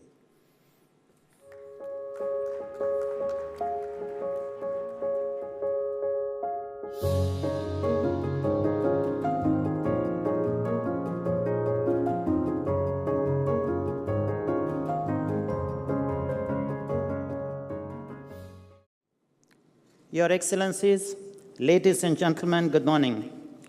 I'm delighted to be here today at such an important event as we all join together to celebrate World Tourism Day in the spirit this year of sustainable tourism and development. As the Group Chief Executive of a global airline, the words sustainability and development are something I am all too familiar with, as my ambition as a leader of more than 45,000 employees is not only to grow and promote Qatar Airways as the world's best airline, but to lay firm foundations for years to come. In this, I not only wish to safeguard the future of a business, but to fulfill the promise I made 20 years ago when asked by the Father Emir to create not only an airline, but the world's best airline. Since that time, I have placed my energy into creating a global airline that proudly flies the flag of the state of Qatar to more than 160 destinations around the globe. From east to west and north to south, what greater responsibility and privilege can there be than to be a brand ambassador for my country's flag on such a global scale? Over the last 2 decades, Qatar Airways has become the carrier of choice for millions of people from around the world. supporting tourism and the cultural and social benefit it brings. A familiar go-to brand widely established on a digital platform around the world and among today's mobile millennial generation, a generation of which it is said that 55% of those on business trips would extend their time abroad for the sake of leisure travel, a source of untapped potential tourists. In tandem with the growth of Qatar Airways, Qatar itself has become firmly established as a global center of world movements of people, facilitating a global population that is becoming increasingly mobile. In fact, 80% of the world's population are within a 6-hour flight of the state of Qatar, a mobile population that, according to IATA, is set to see 7.2 billion passengers travel in 2035, a near doubling of the 3.8 billion who traveled in 2016. Carriers such as Qatar Airways are playing an increasingly important role for the number of leisure passengers who choose scheduled carriers for their holiday or tourism experience. And for many, Qatar Airways is the carrier of choice as we manage our costs and yields correctly, providing price-competitive seats to global travelers such across every category. However, let me be quite clear on our expansion. Qatar Airways has not solely targeted the popular and well-established networks across the globe, but in my role as an aviation leader, I have placed significant importance on reaching out to underserved markets, destinations that many have no national carrier or robust transport links. In connecting them to our network, Qatar Airways has played a pivotal role in enhancing economies and tourism around the world while also establishing critical trade and cargo links across the globe. For example, just a few short weeks ago, Qatar Airways launched a new direct route to Kiev, and a few weeks before that, we commenced direct flights to Skopje. The reality is that the impact of such connections will see travelers emerging in these new tourism hotspots while enhancing employment in local leisure industries. In fact, shisha cafes quite often appear in cities where we launch direct routes. If I may note, here a comment recently made by the Prime Minister of Ukraine, Mr. Volodymyr Grozny, who said, "The strategic decision of Qatar Airways to launch direct flights literally means that Ukraine will be discovered by the world." When Qatar Airways commences services to a new country and destinations, we take our role very seriously. We connect to political leaders, economists, heads of tourism, with the aim of not just transporting individuals in and out of a destination, but to promote a country's offering to our global network. Qatar Airways Group also provides unique holiday packages through our subsidiary business, Qatar Airways Holidays, to these new destinations in emerging markets. However, this experience of more than 20 years of connecting people, forging relationships within industry, and enhancing tourism around the world does not stop short of our own home and country, the state of Qatar. Our experience means as we are now ideally placed to promote Qatar as a holiday destination in its own right. In this regard, you may ask, why is it only in recent times that Qatar has truly emerged as a stopover and holiday destination? Any destination has a roadmap of inbound leisure tourism, and for Qatar, that timeline recently accelerated. When Qatar was awarded the winning bid for the FIFA World Cup 2022, it placed our country firmly on the map within the worldwide media, a channel Qatar Airways itself also utilizes by bringing hundreds of international journalists each year to experience the delight of Doha. Yet in the years leading to the winning bid announcement, Qatar Airways did not stand still in making itself known. We took time, looked at our neighbors, and learned from any mistakes made with the goal of keeping intact our cultural and expansion in line with a long-term strategy, the Qatar Vision 2030. Quite simply, Qatar is different, so we looked at what we could do differently. Our landscape is different, our cities are different, and our culture is true to the Middle East. Qatar's culture represents our Islamic beliefs and brings them to a global audience in a manner of true hospitality for which we are known the world over. That is our difference. And now more than ever, we are proud to take our offering to a global marketplace, not near and far, welcoming people from around the world. While Qatar has long been a vibrant trading place within the GCC and a hub for oil and gas business travelers, more recently came this need to develop assets aligned to leisure visitors and, of course, a regulatory landscape to facilitate exactly that. The UN WTO World Tourism Barometer of Destinations highlighted tourists in the first 6 months of 2017, and Qatar is now strongly placed to contend. To this opportunity, Qatar Airways has championed a new and exciting initiatives with the Qatar Tourism Authority and the Ministry of Interior, contributing financial investment and manpower from across our global business network.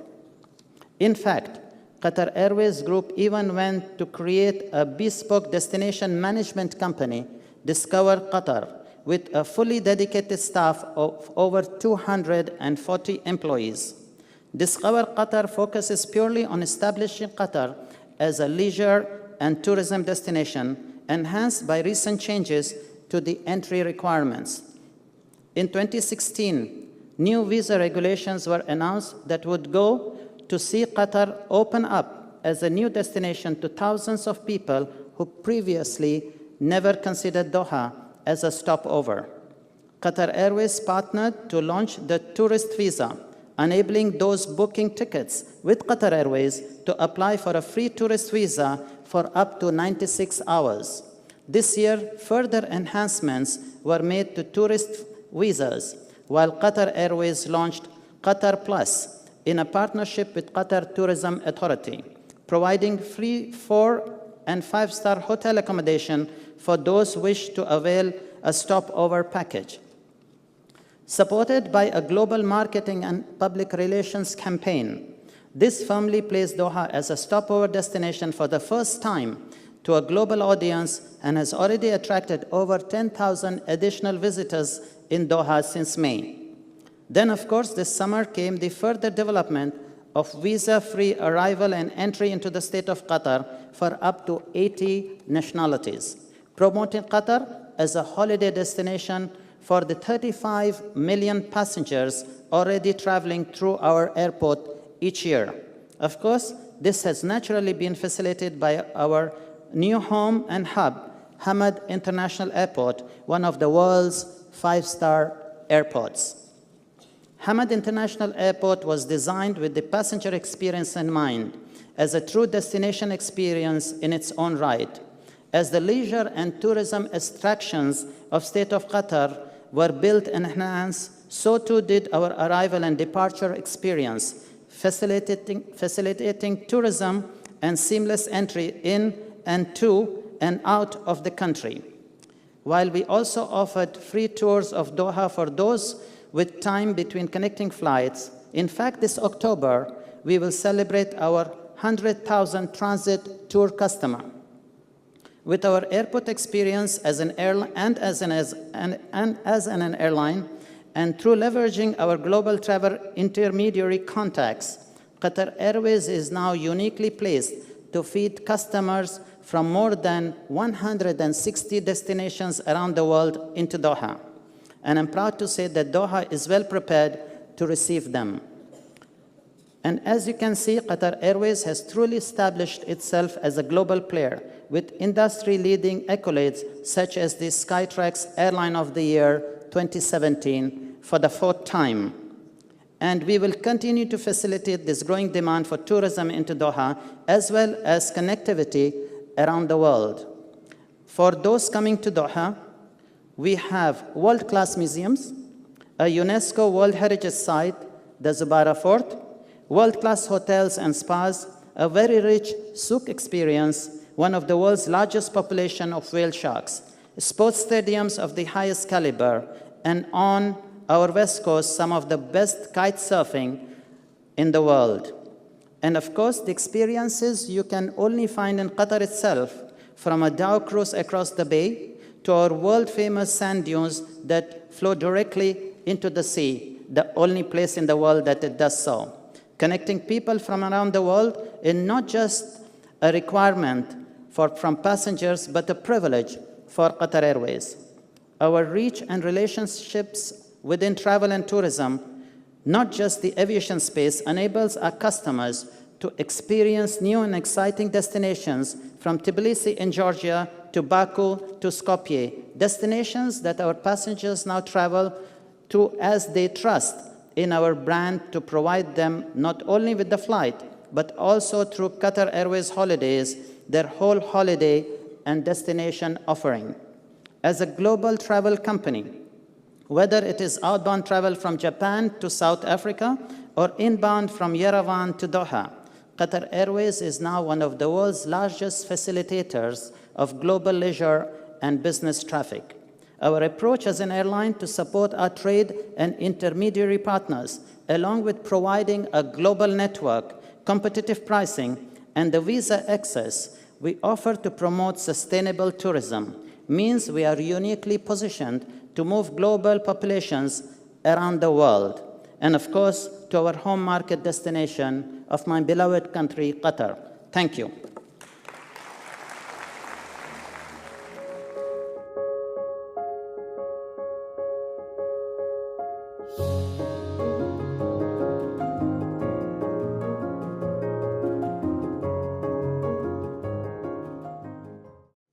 Thank you, Your Excellency. We will now move on the first of two sessions of today's agenda, the high-level think tank entitled Tourism as Means of Creating Opportunities, Enhancing Cultural Preservation and Mutual Understanding. For that, I would like you to join me in welcoming on the stage CNN International anchor, Max Foster, who will be moderating our sessions today.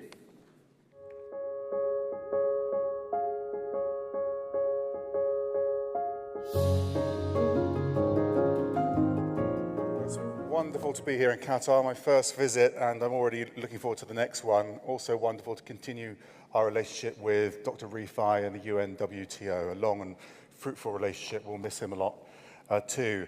We've been hearing how tourism obviously helps create development, and it creates wealth, opportunity, jobs. It's a wonderful thing, but it also comes with its challenges. Questions we need to ask are, how do you preserve the community's cultural values and heritage? Are local people getting their fair share of the spoils, and how can we make the most of that potential for intercultural dialogue? We're here really to exchange ideas, because many of the countries represented here are doing their own thing in their own way, as they should, but perhaps other countries can share from that as well. So we've put together this wonderful panel who have lots of ideas for you. So I'd like to invite them all to come up to the stage one by one, if I could. His Excellency, the Minister of Tourism for Jamaica. First of all, His Excellency, the Minister of Information, Culture and Tourism of Liberia. Her Excellency, the Minister of Tourism and Handicrafts of Tunisia. His Excellency, the Minister of Tourism for Lebanon. If you could just take your seats, beginning here. Sorry, sir. Thank you. Yeah, if you could continue that way. His Excellency, from the Pakistan Tourism Development Corporation is with us as well today. The State Secretary at the Ministry of Tourism of Croatia, the Secretary General of Tourism for Morocco, the Group Chief Executive of Qatar Airways as well. You've just been hearing from him.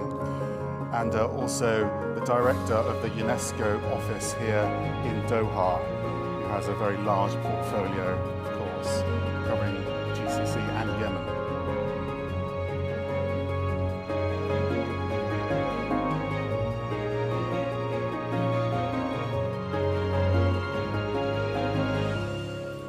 excellent. Thank you very much. We'll begin. It's thought, isn't it, that tourism creates 1 in 10 jobs, a key driver of opportunity for women and young people as well. So the question we really want to ask is, to begin with, how can the sector make sure those benefits stay in the community? And I'm going to start with you, the story from Jamaica, because one of the great controversies in this area are these hotels, these all-inclusive hotels, and the concern that the benefits stay within those hotels and are then exported out of the country. And I know you've been doing a lot of work on that front because you've got a few in your country. I think one of the critical concerns that we have is the business models that have been adopted to drive tourism, both in terms of the infrastructure as well as on the distribution side. And the criticism has been that these models have been more exclusive than inclusive. And it offers an opportunity for the investor to make the profits while the beneficiary countries are at risk. Well, we understand what tourism does. Tourism brings demand to a destination. And the capacity of that destination to respond to the demand is the function of its own capability to extract the wealth that the industry brings. So having seen that, we've developed what we call the network of experiences for which people travel. People travel to fulfill their passions. What are those passions? So our job is to develop products around those passion points. Now, the experience then is that of the people. It is the creative output that the tourist experiences. It's their food. So agriculture is critical. It's their creative products, their craft and their art and the cultural products. Those are also what the people produce. So you must enhance the capacity of people to produce at the community level so that the experience can be theirs. And that's what we've done in Jamaica. We've created a fund called the Tourism Enhancement Fund that provides income-generating opportunities for the small and medium enterprises. We've created a category called the Small and Medium Tourism Enterprises. So through that fund, we've provided loan facilities through the private sector, small business loan entities, as well as the public sector Exim Bank. And we allow for these small people to be able to provide the street foods, the art, the craft, the music, the entertainment, the nutraceuticals from our rich biodiversity in the rural communities.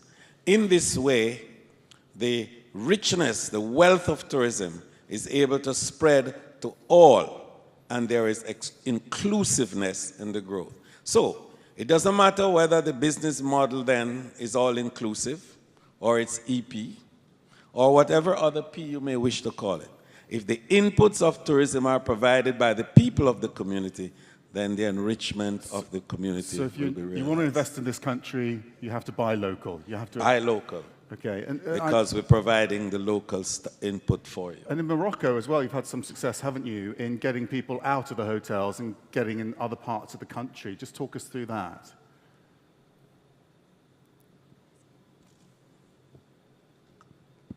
Yeah, thank you. I would like just first of all to thank the government of Qatar for the invitation and the quality of the hospitality and organizing all this celebration. And thank you for your question. In Morocco, tourism is a very important sector, so it contributes to 7% to GDP. So for us, it's a very important sector, and we believe where we are developing tourism that we need to maintain this creation of jobs. But we have also this issue of making the wealth coming from tourism go to the local communities.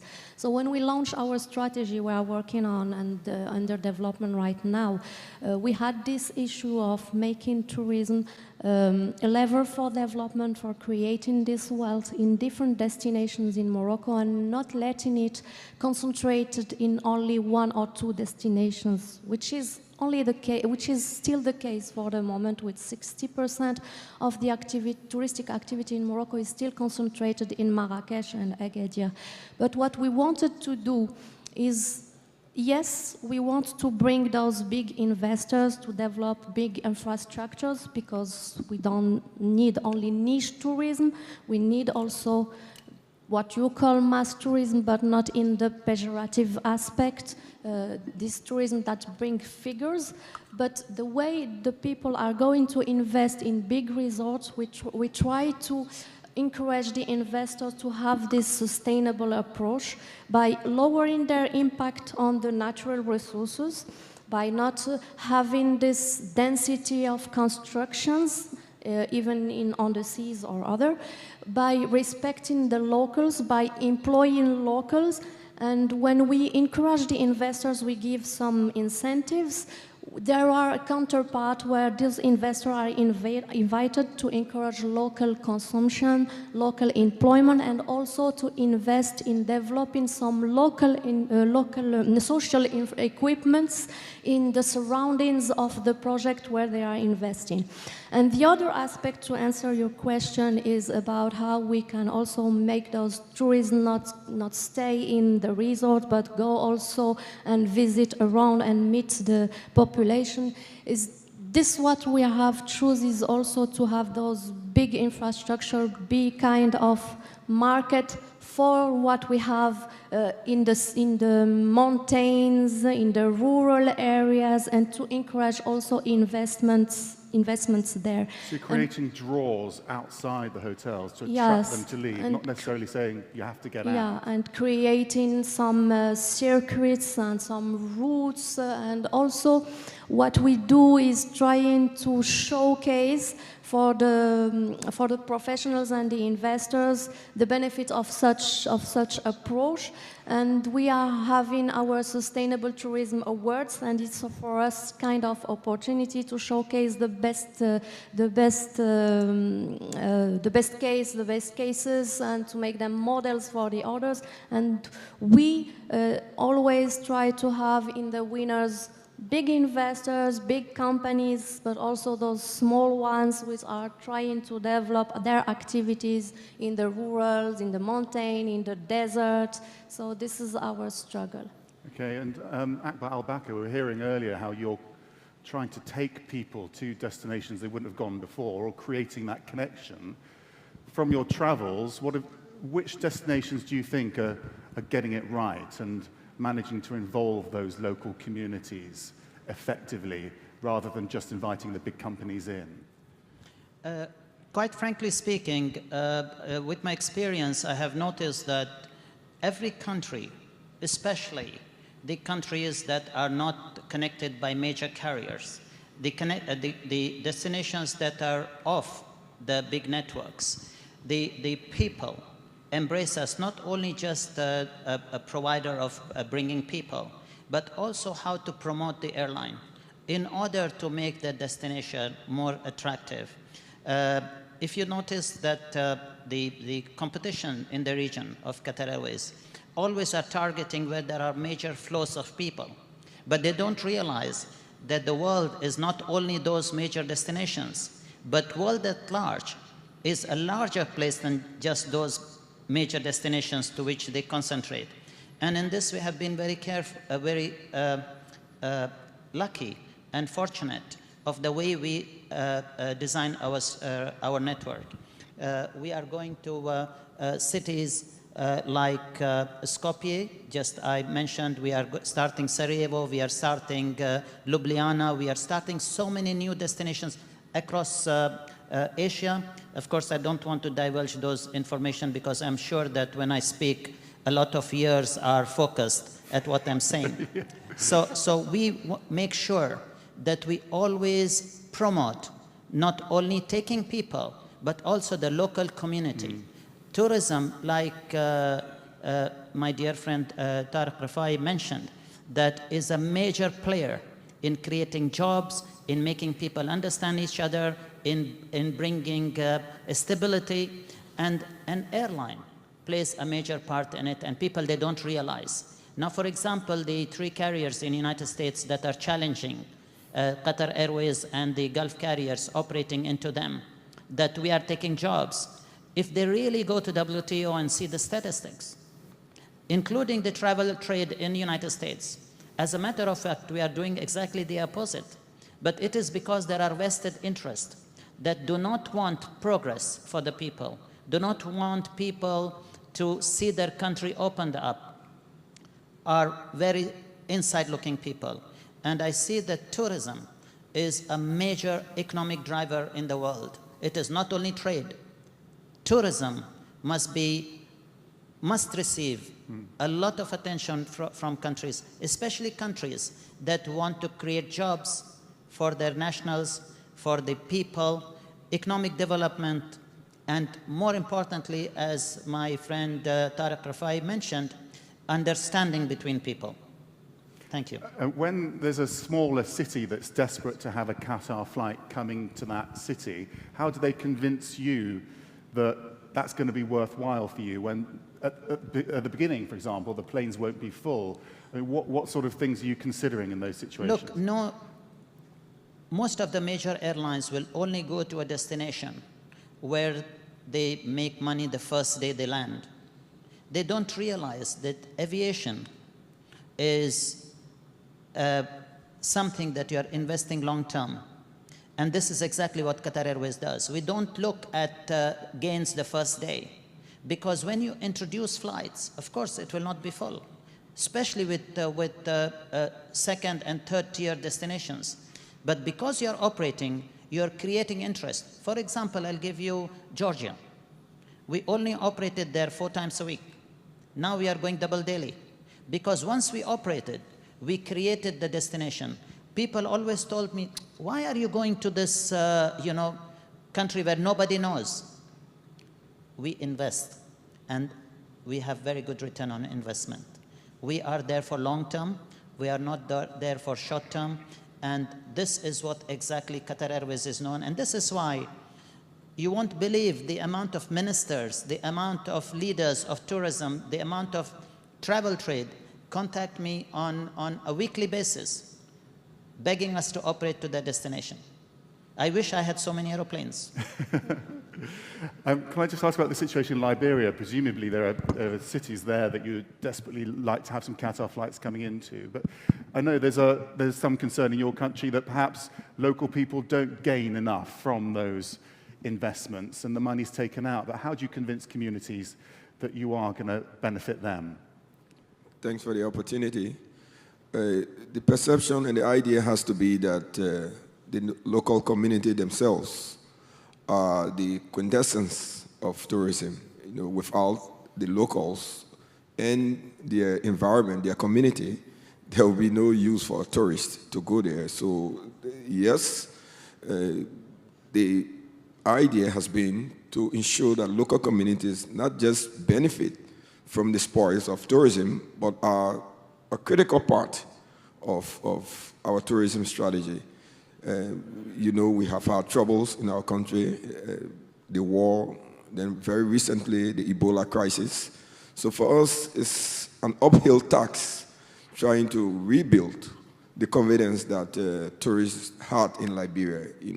Our country has about 40% of the tropical rainforest biodiversity. So our greatest selling point is ecotourism.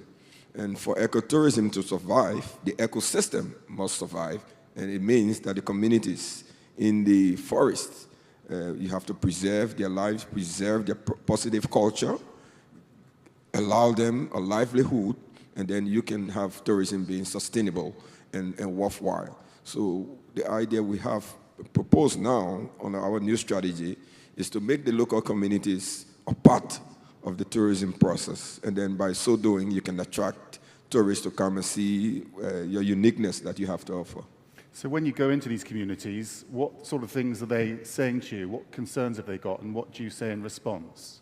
The main concern is that we need to strike a balance between their cultural identity, their cultural life, their cultural heritage, and tourism. Because if you have an influx of tourists desecrating cultural shrines, spoiling the culture of the village, and then you wouldn't have the village anymore. Then also we have to be aware that there are many endangered species in these areas that the eco-tourists want to go to. So we have to strike another balance between the preservation of these species that are already endangered to the tourists that come in. So it's a little bit of striking a key balance between cultural preservation, preservation of biodiversity, and allowing the tourists to enjoy the beauty of nature. Tunisia is a country where I think 13% of employment, doesn't it, depend on tourism in some form, and that number's going up all the time. So it's a big impact it's having on the country right now. But of course, it's a country that depends heavily on tourism. So how do you encourage communities to stay part of that? Okay, thank you. First of all, I would like to say that I'm very happy to be in Qatar today, but I will switch in French. I will speak in French, no problem. Okay. La Tunisie a commencé à investir dans le tourisme depuis les années 70. Et le tourisme est un secteur économique stratégique dans notre pays. C'est un des piliers de l'économie. L'investissement est pratiquement à 100% privé dans le tourisme en Tunisie. La Tunisie est connue essentiellement pour le tourisme balnéaire, mais ces dernières années, on fait un effort particulier pour investir dans le tourisme, diversifier notre produit touristique, le tourisme culturel. Nous sommes pratiquement un pays, un musée à ciel ouvert. Il y a plus de 40 000 sites historiques en Tunisie. Nous avons plusieurs civilisations qui sont passées par la Tunisie, la civilisation, les Phéniciens, les Byzantins, les Romains, les Arabes. Il y a toutes les religions qui sont passées par la Tunisie. Donc, nous travaillons beaucoup sur ce produit-là. Nous encourageons aussi le tourisme saharien, le tourisme médical, qui est très important dans notre pays, qui commence à se développer. Nous sommes passés par une crise, comme vous le savez, l'année 2015, 2016, il y a une reprise, et 2017, réellement, nous reprenons sur le marché, sur nos marchés traditionnels européens, mais nous développons de nouveaux marchés, les pays du Golfe, la Chine, la Russie et d'autres pays. C'est un secteur qui emploie beaucoup les jeunes et les femmes, et c'est très important dans notre pays. Nous sommes dans une phase de transition démocratique, économique importante. Donc, il y a des encouragements. Nous avons fait les dernières années un plan de restructuration, que ce soit au niveau institutionnel, au niveau du département du tourisme, qu'au niveau des choix stratégiques. Une montée en gamme du produit tunisien, du produit touristique. Le produit de masse reste toujours un produit d'appel, mais c'est important de travailler sur le produit moyen, moyen plus et le haut de gamme.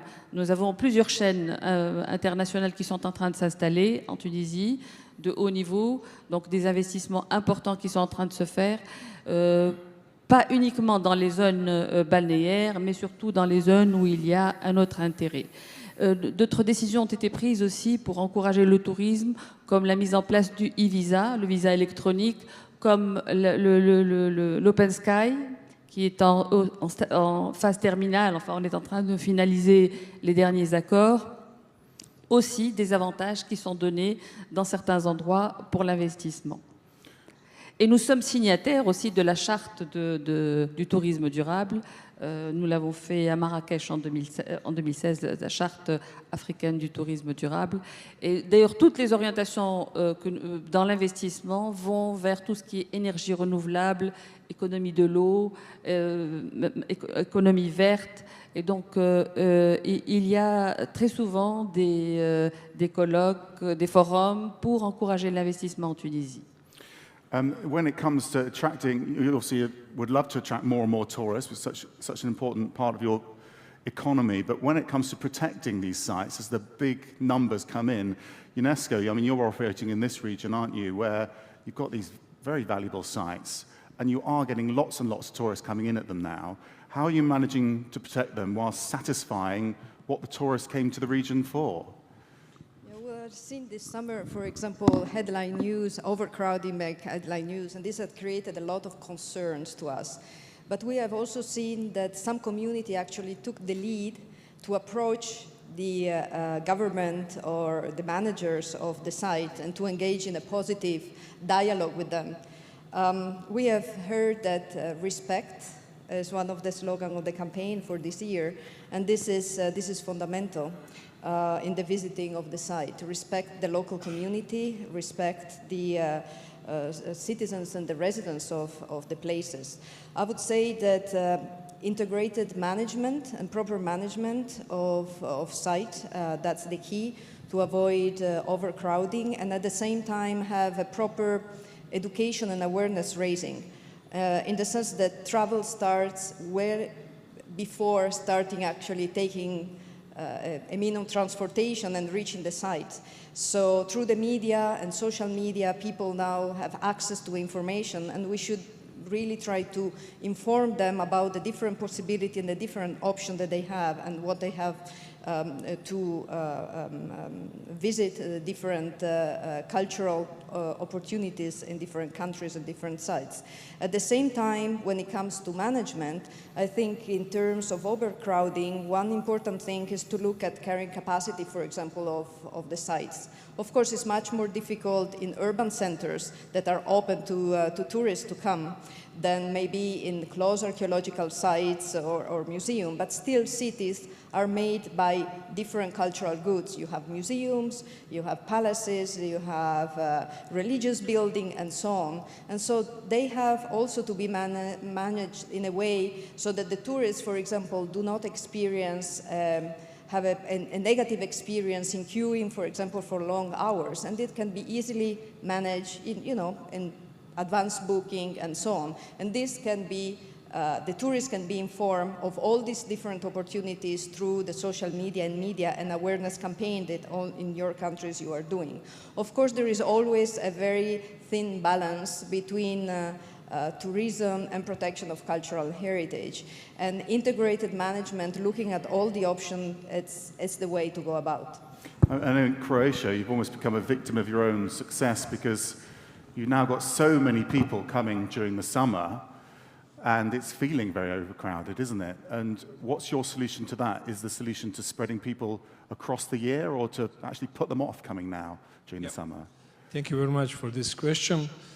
First of all, allow me to thank our host for excellent hospitality here in Qatar. Yeah, the number could be a problem, if not properly managed, as it's said already. So I think also that site management is extraordinarily important. We are trying now to spread the season through over the year, because, of course, seasonality is always a problem, especially with the sea and sand destinations, which is Croatia, in fact, because almost 96% of the touristic traffic is on the coast. So only 4% is on the continental part of Croatia, and what we're now trying is to establish new products, especially in health tourism, cycling tourism, different types of tourism which can attract people all over the year.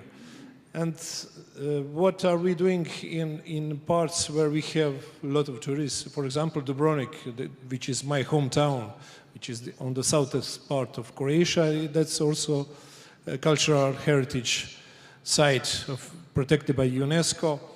And of course, Mayor of Dubrovnik already started negotiations with the cruise ships owners, with cruise ships companies, and he tried to have agreement with them, to have partner among them, to spread the season all over the year.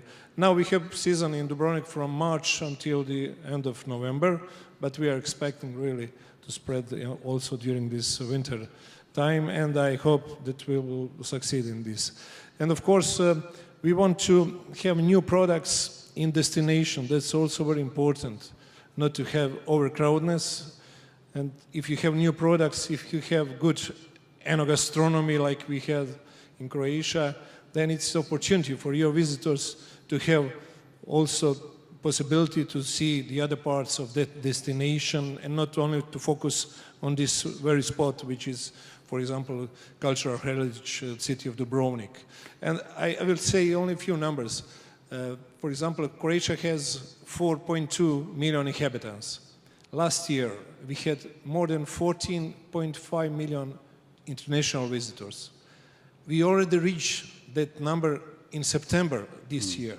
So this year we will have more than 16 million international visitors, plus 2 million domestic visitors. That means that's really overcrowdedness on first sight. But I think that we are managing quite good. We have Ministry of Tourism. We are giving grants to the entrepreneurs, private and public entrepreneurs. And really, I think that we are doing a good job. And Croatia today is hit destinations. What about the local residents who feel that their culture is being submerged by a load of Brits coming down and lying on the beach and even buying property there? Well, first of all, that's opportunity for them for jobs, and most of the people are involved in tourism. From tourism sector is coming almost 20% of GDP of Croatia. So you can imagine that's the biggest sector in Croatia and the most important sector. And of course, that's the opportunity for all the people. What we have in Croatia, especially on the coast, we have problem that we don't have enough accommodation in the hotels. Yes, in some parts, like Dubrovnik we have 5-star hotels, 4 stars, and many hotels. But on the other sites in Croatia and other destinations, we have mostly private accommodation. We have private villas, private apartments. So there's also opportunity, there's quite good income for all the people who are living there. And of course, tourism is really chance, as Mr. Talib said. It's chance for the economy and for the growth, of course. It's also a chance, isn't it? I want to talk about Lebanon a bit here, because there's an opportunity to revitalize traditions quite often as well. If you manage it properly, you can say to the community, this is your big selling point, and that brings back an element of pride and traditions that perhaps they weren't, they couldn't remember themselves. Okay, I will try to express myself in English, in Arabic, and bit of Armenian. It's good? Go for it. So let me begin by saying, for me, the definition of tourism for the incoming country is the art of how we treat the guest. And the humanitarian aspect of tourism is the most important, as I know. We in Lebanon, we are known as the most hospitable people in the area of Middle East, and we know how we treat our guests. So we are suffering about the perception concerning Lebanon and the préjugés, because yesterday I was in Paris and I have a speech and I'm saying, when I was telling my friends that I'm going to Paris, they told me, what are you going to do in this country? There is a bad weather, terrorist attacks, and some non-secure regions. And they asked me to stay in Lebanon, in secure Beirut, and the best shining country. Why I told them this? Because I think this perception is killing tourism in the most popular countries, if I'm talking about the Middle East and I'm talking about Lebanon. The most important thing that we have to do, and we are doing it in Lebanon, that we are diversifying our touristic aspect.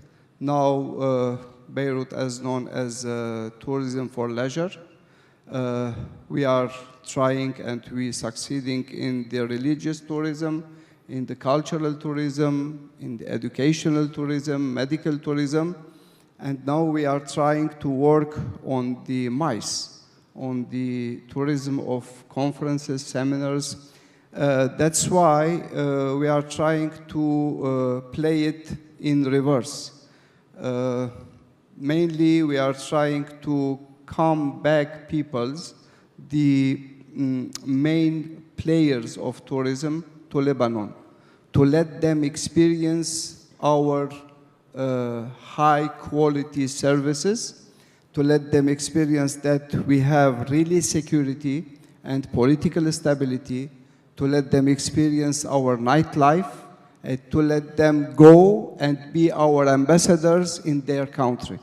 That's why, and this is the main important issue, that we have to treat tourism as an humanitarian aspect, because it is very important that you know how to get your ideas to the markets that you have interested to bring people from there, and then once they are in your country, to treat them as they are the citizens of this country. Maybe I am answering not that for your question, but I'm trying to, yes, I'm trying to clarify something. I'm trying to say that, as Mr. Talib Rifai said, when you travel and when you are a tourist, you have something else. Your maybe personality is more developed. And to develop the personality, to develop the humanitarian aspect of each one of us, we have to treat and we have to know how to treat. Tourism has a direct influence in economy. Tourism has a direct influence in the development of a country. So maybe in our countries, in the Middle East, tourism is not an important aspect. When you get nominated a minister for tourism, this is something for fun.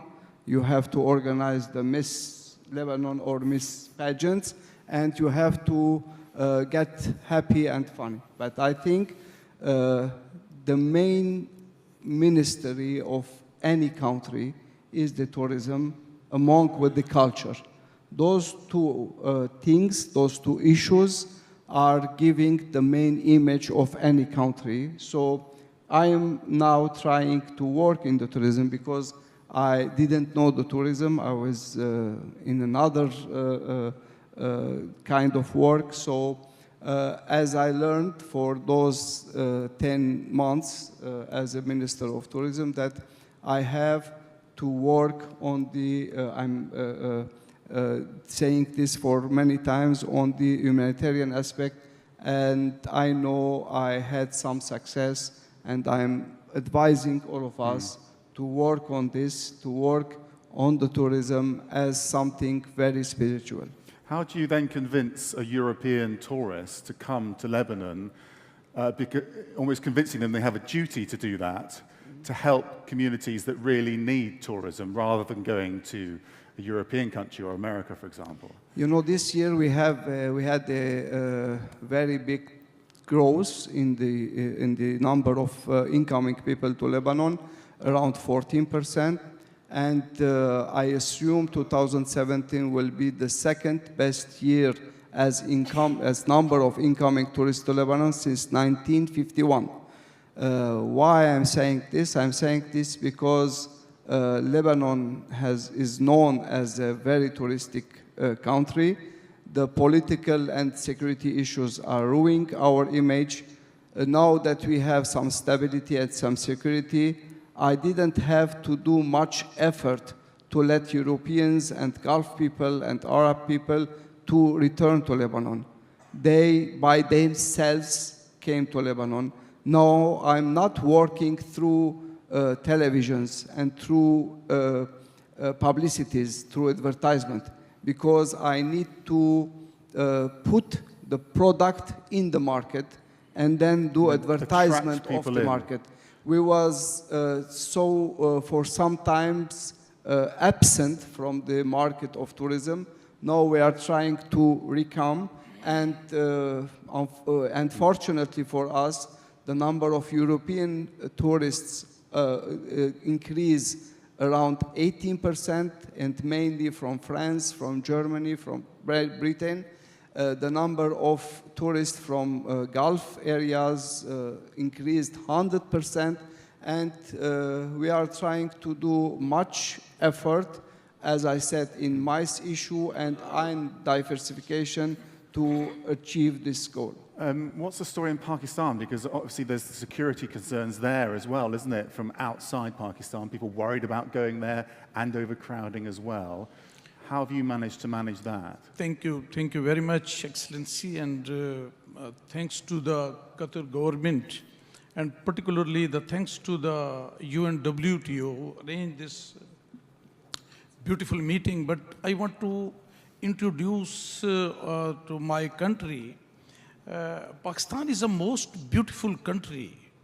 It's a truly paradise. I'm telling you, it's a small, but we have different type of weathers.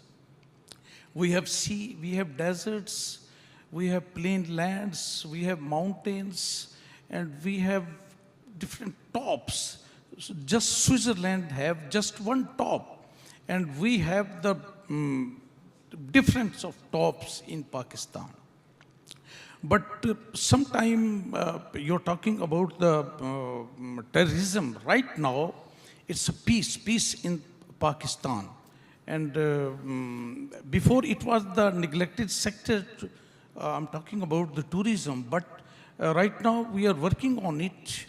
I want to promote the religious tourism, health tourism, agri-tourism, cultural tourism, sports tourism, aviation tourism also.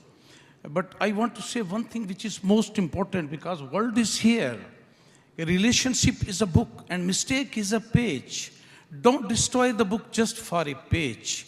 And sometimes people watch on the TV is that Pakistani nation, sometime as a Muslim, is a terrorist. It's not. It's totally wrong. But how do you convince the world of that in terms of tourism when those things are happening quite often? Excellency, I'm telling you, perception is stronger more than the reality. And right now I'm working on it. Before I introduced the different type of ministries, I was Minister for Prison, Industries, Planning and Development. And right now Prime Minister of Pakistan have lot of interest in the tourism sector.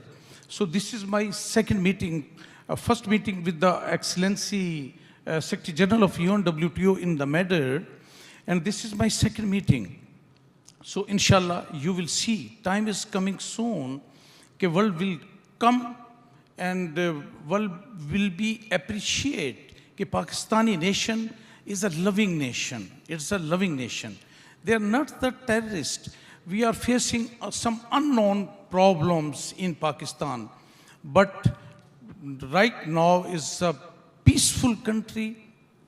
Our economic corridor is the complete, and world will come, and I will invite to the world, come to the Pakistan and see what a beautiful country. Thank you very much. Thank you. I mean, one of the big questions, isn't it, is how you can promote intercultural dialogue and getting communities to speak to each other. So someone coming into Liberia, for example, and finding out about Liberia, but also, the other way around, those countries talking to Liberians. And is that a conversation you're having with locals even before they're getting the tourists in? We have to see that from two prisms. Some of our neighbors in a particular region, it's much easier for intercultural exchanges and for understanding of another country's culture. But as you go further afield, there will be required, two things could be catalyst to helping with those. One is travel itself. has allowed people to understand other cultures better. Then in addition to that, with the advancement of social media, it has made comprehension and understanding of cultural diversities across various continents much easier. So we have to use all of the tools available to us, because what you don't want in tourism, particularly in ecotourism, is for the tourist to be seen by the local community as interlopers and not as guests. And for that to happen, there has to be at least a rudimentary understanding of the cultures of the rest of the world. So in a remote village in the forest where you have a lot of species, what could you do for that village? You have them have electricity, access to the internet, even at the rudimentary level, and that allows them to have a better understanding of the world around them, and that it is what they have is something that everybody should see. But like I said earlier, we have to ensure that our identity, cultural identity, is preserved. Positive cultural identities, because there are harmful cultural traditional practices. Like in my country, we are fighting to deal with FGM, female genital mutilation. We cannot describe that as a good cultural practice. It exists, we have to fight it using tourism. So I was very happy when I saw the Tourism Code of Ethics that point out that some of these practices cannot be allowed to be part of our tourism world. So yes, culture is good. Preservation of culture is good to promote tourism, but we have to be careful which aspect of negative cultural practices like FGM that should be eliminated. So I cannot bring a tourist to our village to come and see the practice of FGM. That wouldn't be positive tourism. What is the answer to that? Do you deny it or talk about it? It has to be deliberate efforts. One, legislation. There is a law in most countries now that that put out these harmful practices. So it's illegal first, and then you have to engage the communities to allow them options.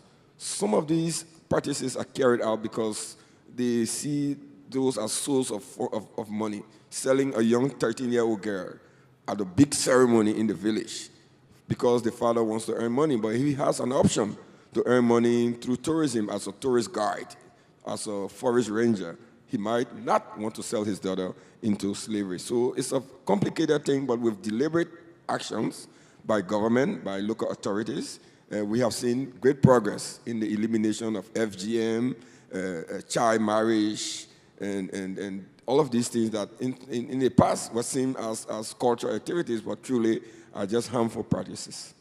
UNESCO often deals with issues similar to this, not quite as extreme as that, but people just wanting to come in and see sites and go, wow, but you've always tried to create conversations around them, haven't you? So people learn something from them and you explain why they're there. What can you say to countries where they want to create conversations about sites and they want people to understand the cultures, but they don't want their cultures to change as a result? Well, there is no option than interaction with the local communities. I mean, this is fundamental. Listen to them, and as the minister mentioned, make them part of the overall discourse. Sometime, I had an experience in one site, it's a World Heritage sites, where we did an analysis and the perception of the tourist before entering the sites, by what he was attracted. And cultural communities were not even mentioned, although in that particular site is not only a World Heritage site, but also the local community living in and around the sites is recognized by UNESCO as an intangible, their cultural practices are recognized as intangible heritage element. And the tourist seems neither not knowing about that or not being interested before entering the sites. But also, coming out of the sites, we had almost the same experience. Actually, the interface with the local communities was also mainly bothering them. And there was this missed opportunities of interact and exchange point of view, idea, and learning about the community. So I think that policies has to be put in place so that the community can be heard. and that there is this osmosis, that it doesn't come naturally, of course, because a lot of tourists are definitely not interested or maybe attracted just by monuments and monumental heritage and not to the people living around. I think a little bit more effort should be invested in communities around their cultural practices, cultural industry, for example, that can be put forward to the visitors to experience. So to start this osmosis and to have, again, as I said before, this mutual respect from the tourist part, but also for the recipient part, which is very important. Yeah, it's somewhere like Morocco, where people are fascinated by the Berber lifestyle, for example. How do you get the lifestyle of people living outside in the country? How do you get tourists having a conversation with the people instead of just going to their areas and looking at the sites? How do you actually get them talking to each other?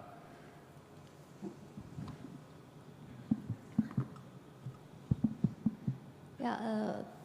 Thank you for your question. I guess this was also related to the first one. I think it's very important that we make people aware that tourism is about traveling, but not only going and, just visit some places. We are also visiting some people. We are coming to share their experience. We are coming for... The things are evolving, that tourists are also willing to become like citizens, to act like citizens, so to be part of this life of the citizens. So maybe these are the messages we are trying to communicate to the tourists, is come and respect the population you are visiting and share with them your experience, their experience of life, the way they live, their culture, their arts, their handicrafts, their architecture, all those aspects we try to share them with tourists. And I wanted to say that in our approach, all what we are discussing is about sustainable tourism, is creating economic activity, but having impact on the locals and also protecting our patrimony, natural assets and cultural assets. So in Morocco, we have chosen this approach. Sustainable tourism for us is not a niche. For us, it's a global approach. We did it when we planned our strategy. We had in mind this issue of density, of crowd you are talking about. So we calculated the borders that we don't want to cross. We don't want to have this kind of density. We thought about it when we were thinking about the investment, the kind of investors we want and where we want them to go, so that we have this respect. We also are aware, if we want to have sustainability, we have the professionals, the operators that operate in tourism are also aware about sustainability. Yeah. They employ locals. They also contribute to this aspect you are talking about sensitive in the tourists and the visitors, about the way they act, the way they consume tourism. And also, when we are promoting our destination, we are also having in mind those assets and sustainability as a pillar of our strategy. And the last point also, and I was talking about kind of life cycle approach, this is what we choose in Morocco in terms of sustainability, is also monitoring. And it's also important when you talk about some density you don't want to cross, to go above, you need to have tools to measure the impact, the positive impact, the environmental impact, the cultural impact. So we're trying to work on that also, to have kind of observatories in the regions for sustainability. But this is not enough. When we made an assessment 2 years ago to see where we are from this strategy and from spreading the word about sustainability and this integrated approach, and we saw that it's still concentrated on a small, group of actors and engaged people at the public level or also at the private sector level.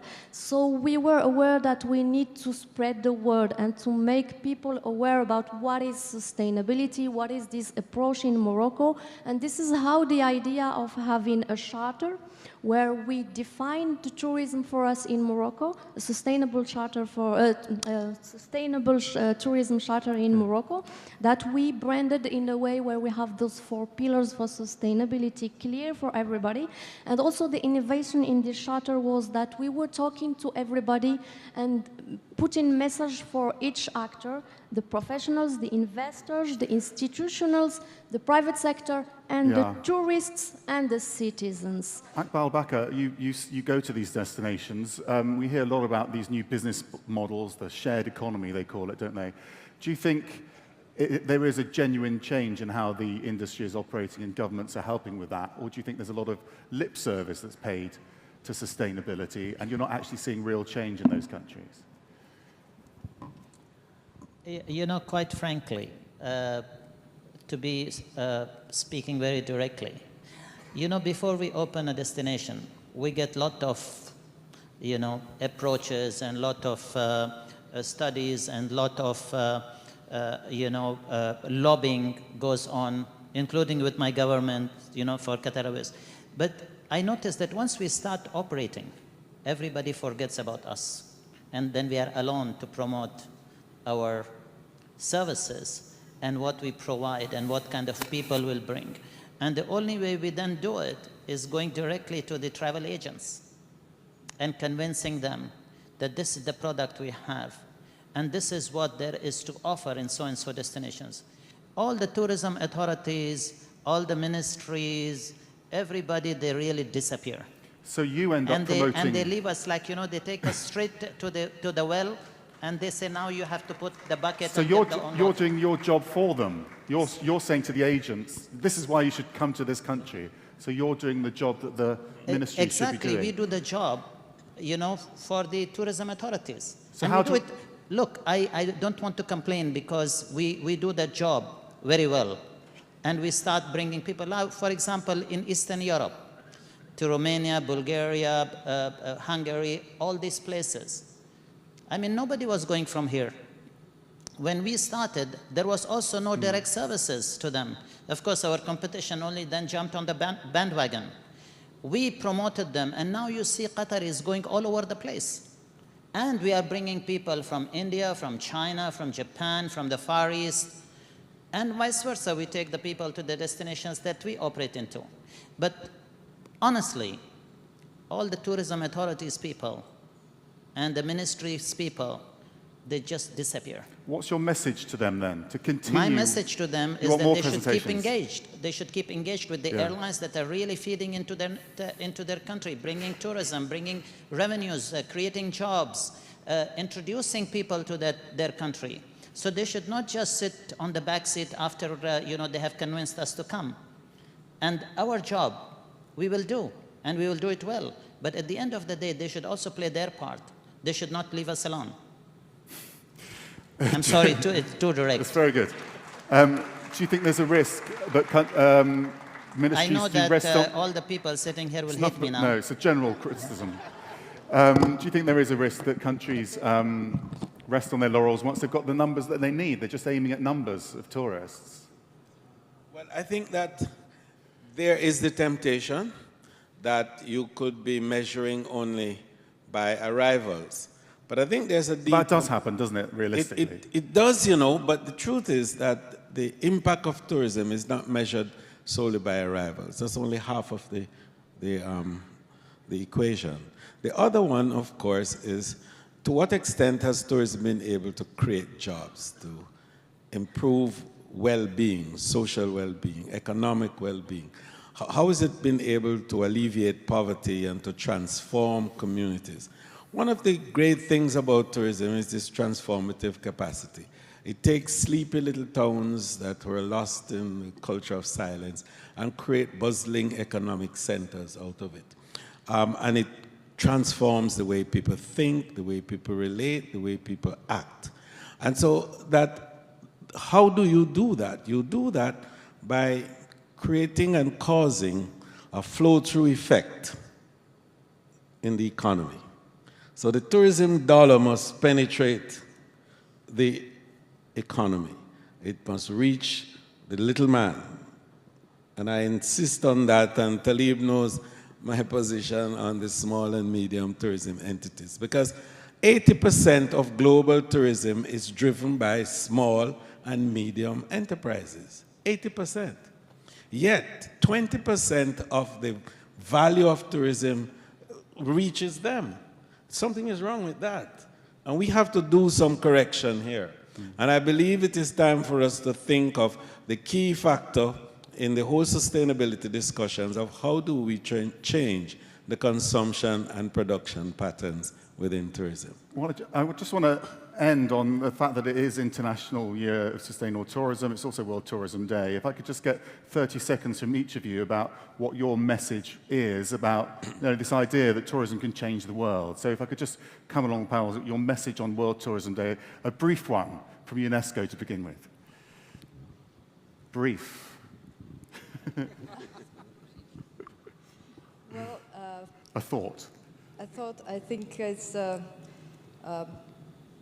respect and protect heritage, because this will be not only for future generation, but for all the travel. It's open to all the world, has to benefit all the world, and also heritage without tourism is not really at the service of anybody. So the two goes hand in hand. So please, in your you as decision makers in your own countries, make sure that culture is also at the core of your tourism visions and your tourism strategies and policies, because this is a non-renewable resource. One is gone forever. So if also culture is gone, also cultural tourism is gone, so preserve it. Pass the microphone on and we'll get the, your message today on World Tourism Day. An airline is the biggest facilitator of arrivals into a country. And as my dear friend Tariq Rifai mentioned, that over 55% of the tourists, they fly on aeroplanes. So I would suggest and request that people who are here from tourism authorities and tourism ministries, that should always keep engaged with an airline that provides them the arrivals that they want, to make sure that their issues are resolved, that they listen to them, the problems that the passenger faces is addressed properly, and most importantly is to make sure that the entry and exit point, which is the first and last impression of a country, that they make sure that the authorities at the airports respect and welcome the tourists when they arrive. Also, to continue making investments in improving the so to say facilities that is provided to tourists. Keep in mind that the first impression is always the last impression. And once people move away from you, they will never come back. Thank you very much. I would like to say what I always say: sustainable tourism is not a niche, it's a real approach. And it's not a choice. We have to be sustainable because we do tourism, like it was said, on some assets, and if we don't preserve that and evaluate them, they will disappear. It's the matter of all kind of actors. We are all actors, so we need to act as institutions, public sector, private sector, investors, tourists, and local communities. And if we want to do it, we need also to communicate to people the advantage, because sustainable tourism is also benefiting to all of us. As investors, it's also a kind of positioning, it's a reduction of costs, but also marketing. For the tourists, if you buy local, if you eat local foods, it's better for your health, it's better taste, so you enjoy the experience. So this is the way we have to promote sustainable tourism as no choice, but it's also benefiting for all of us. Thank you. And education. Because the little generation, the future generation, it's important. Thank you. Very briefly, tourism is bringing people together, tourism is bringing peace and bringing money. So travel, enjoy, respect. Thank you very much. Yes, thank you very much. Excellent. Good length as well. Thanks. My message is also my predictions. You will see. Time is coming soon. World will be based just on 3 things: entertainment, tourism, and the sports. Inshallah. So joint hand, and we need tourism, not terrorism, in the world. Thank you very much. Thank you. I will say maybe one sentence. I want to, for all of us, to think tourism for the welfare of the humanity. And I want to launch from here an idea. I need the national media, international media, and social media to be supportive to the tourism, because sometimes when we are putting a news or a breaking news or for any country and for any accident, and we are not sure about all the details, we are ruining the image of countries and we are killing the tourism. So help us.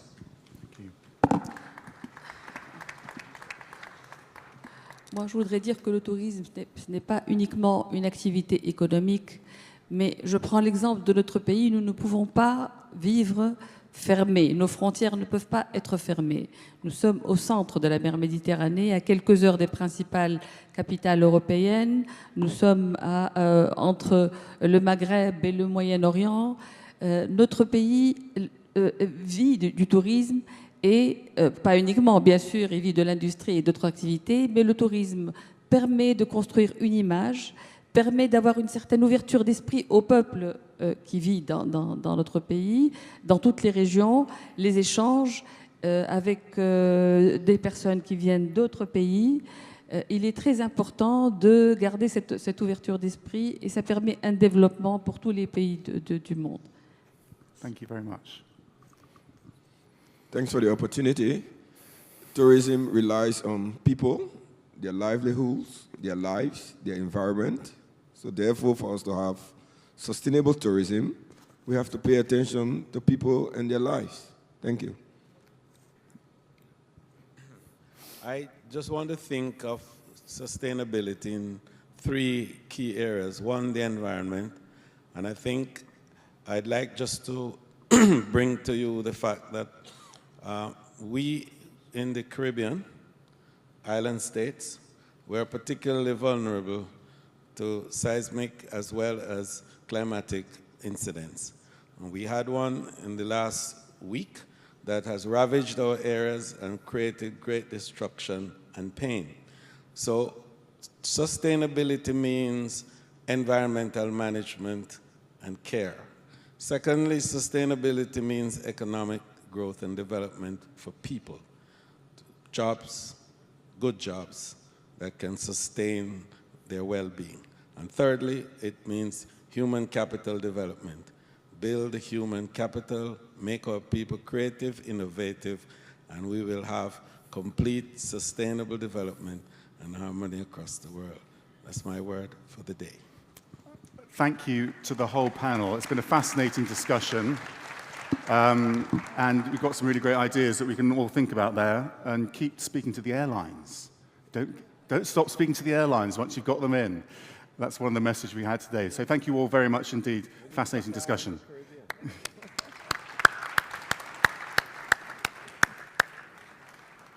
Thank you. Good stuff.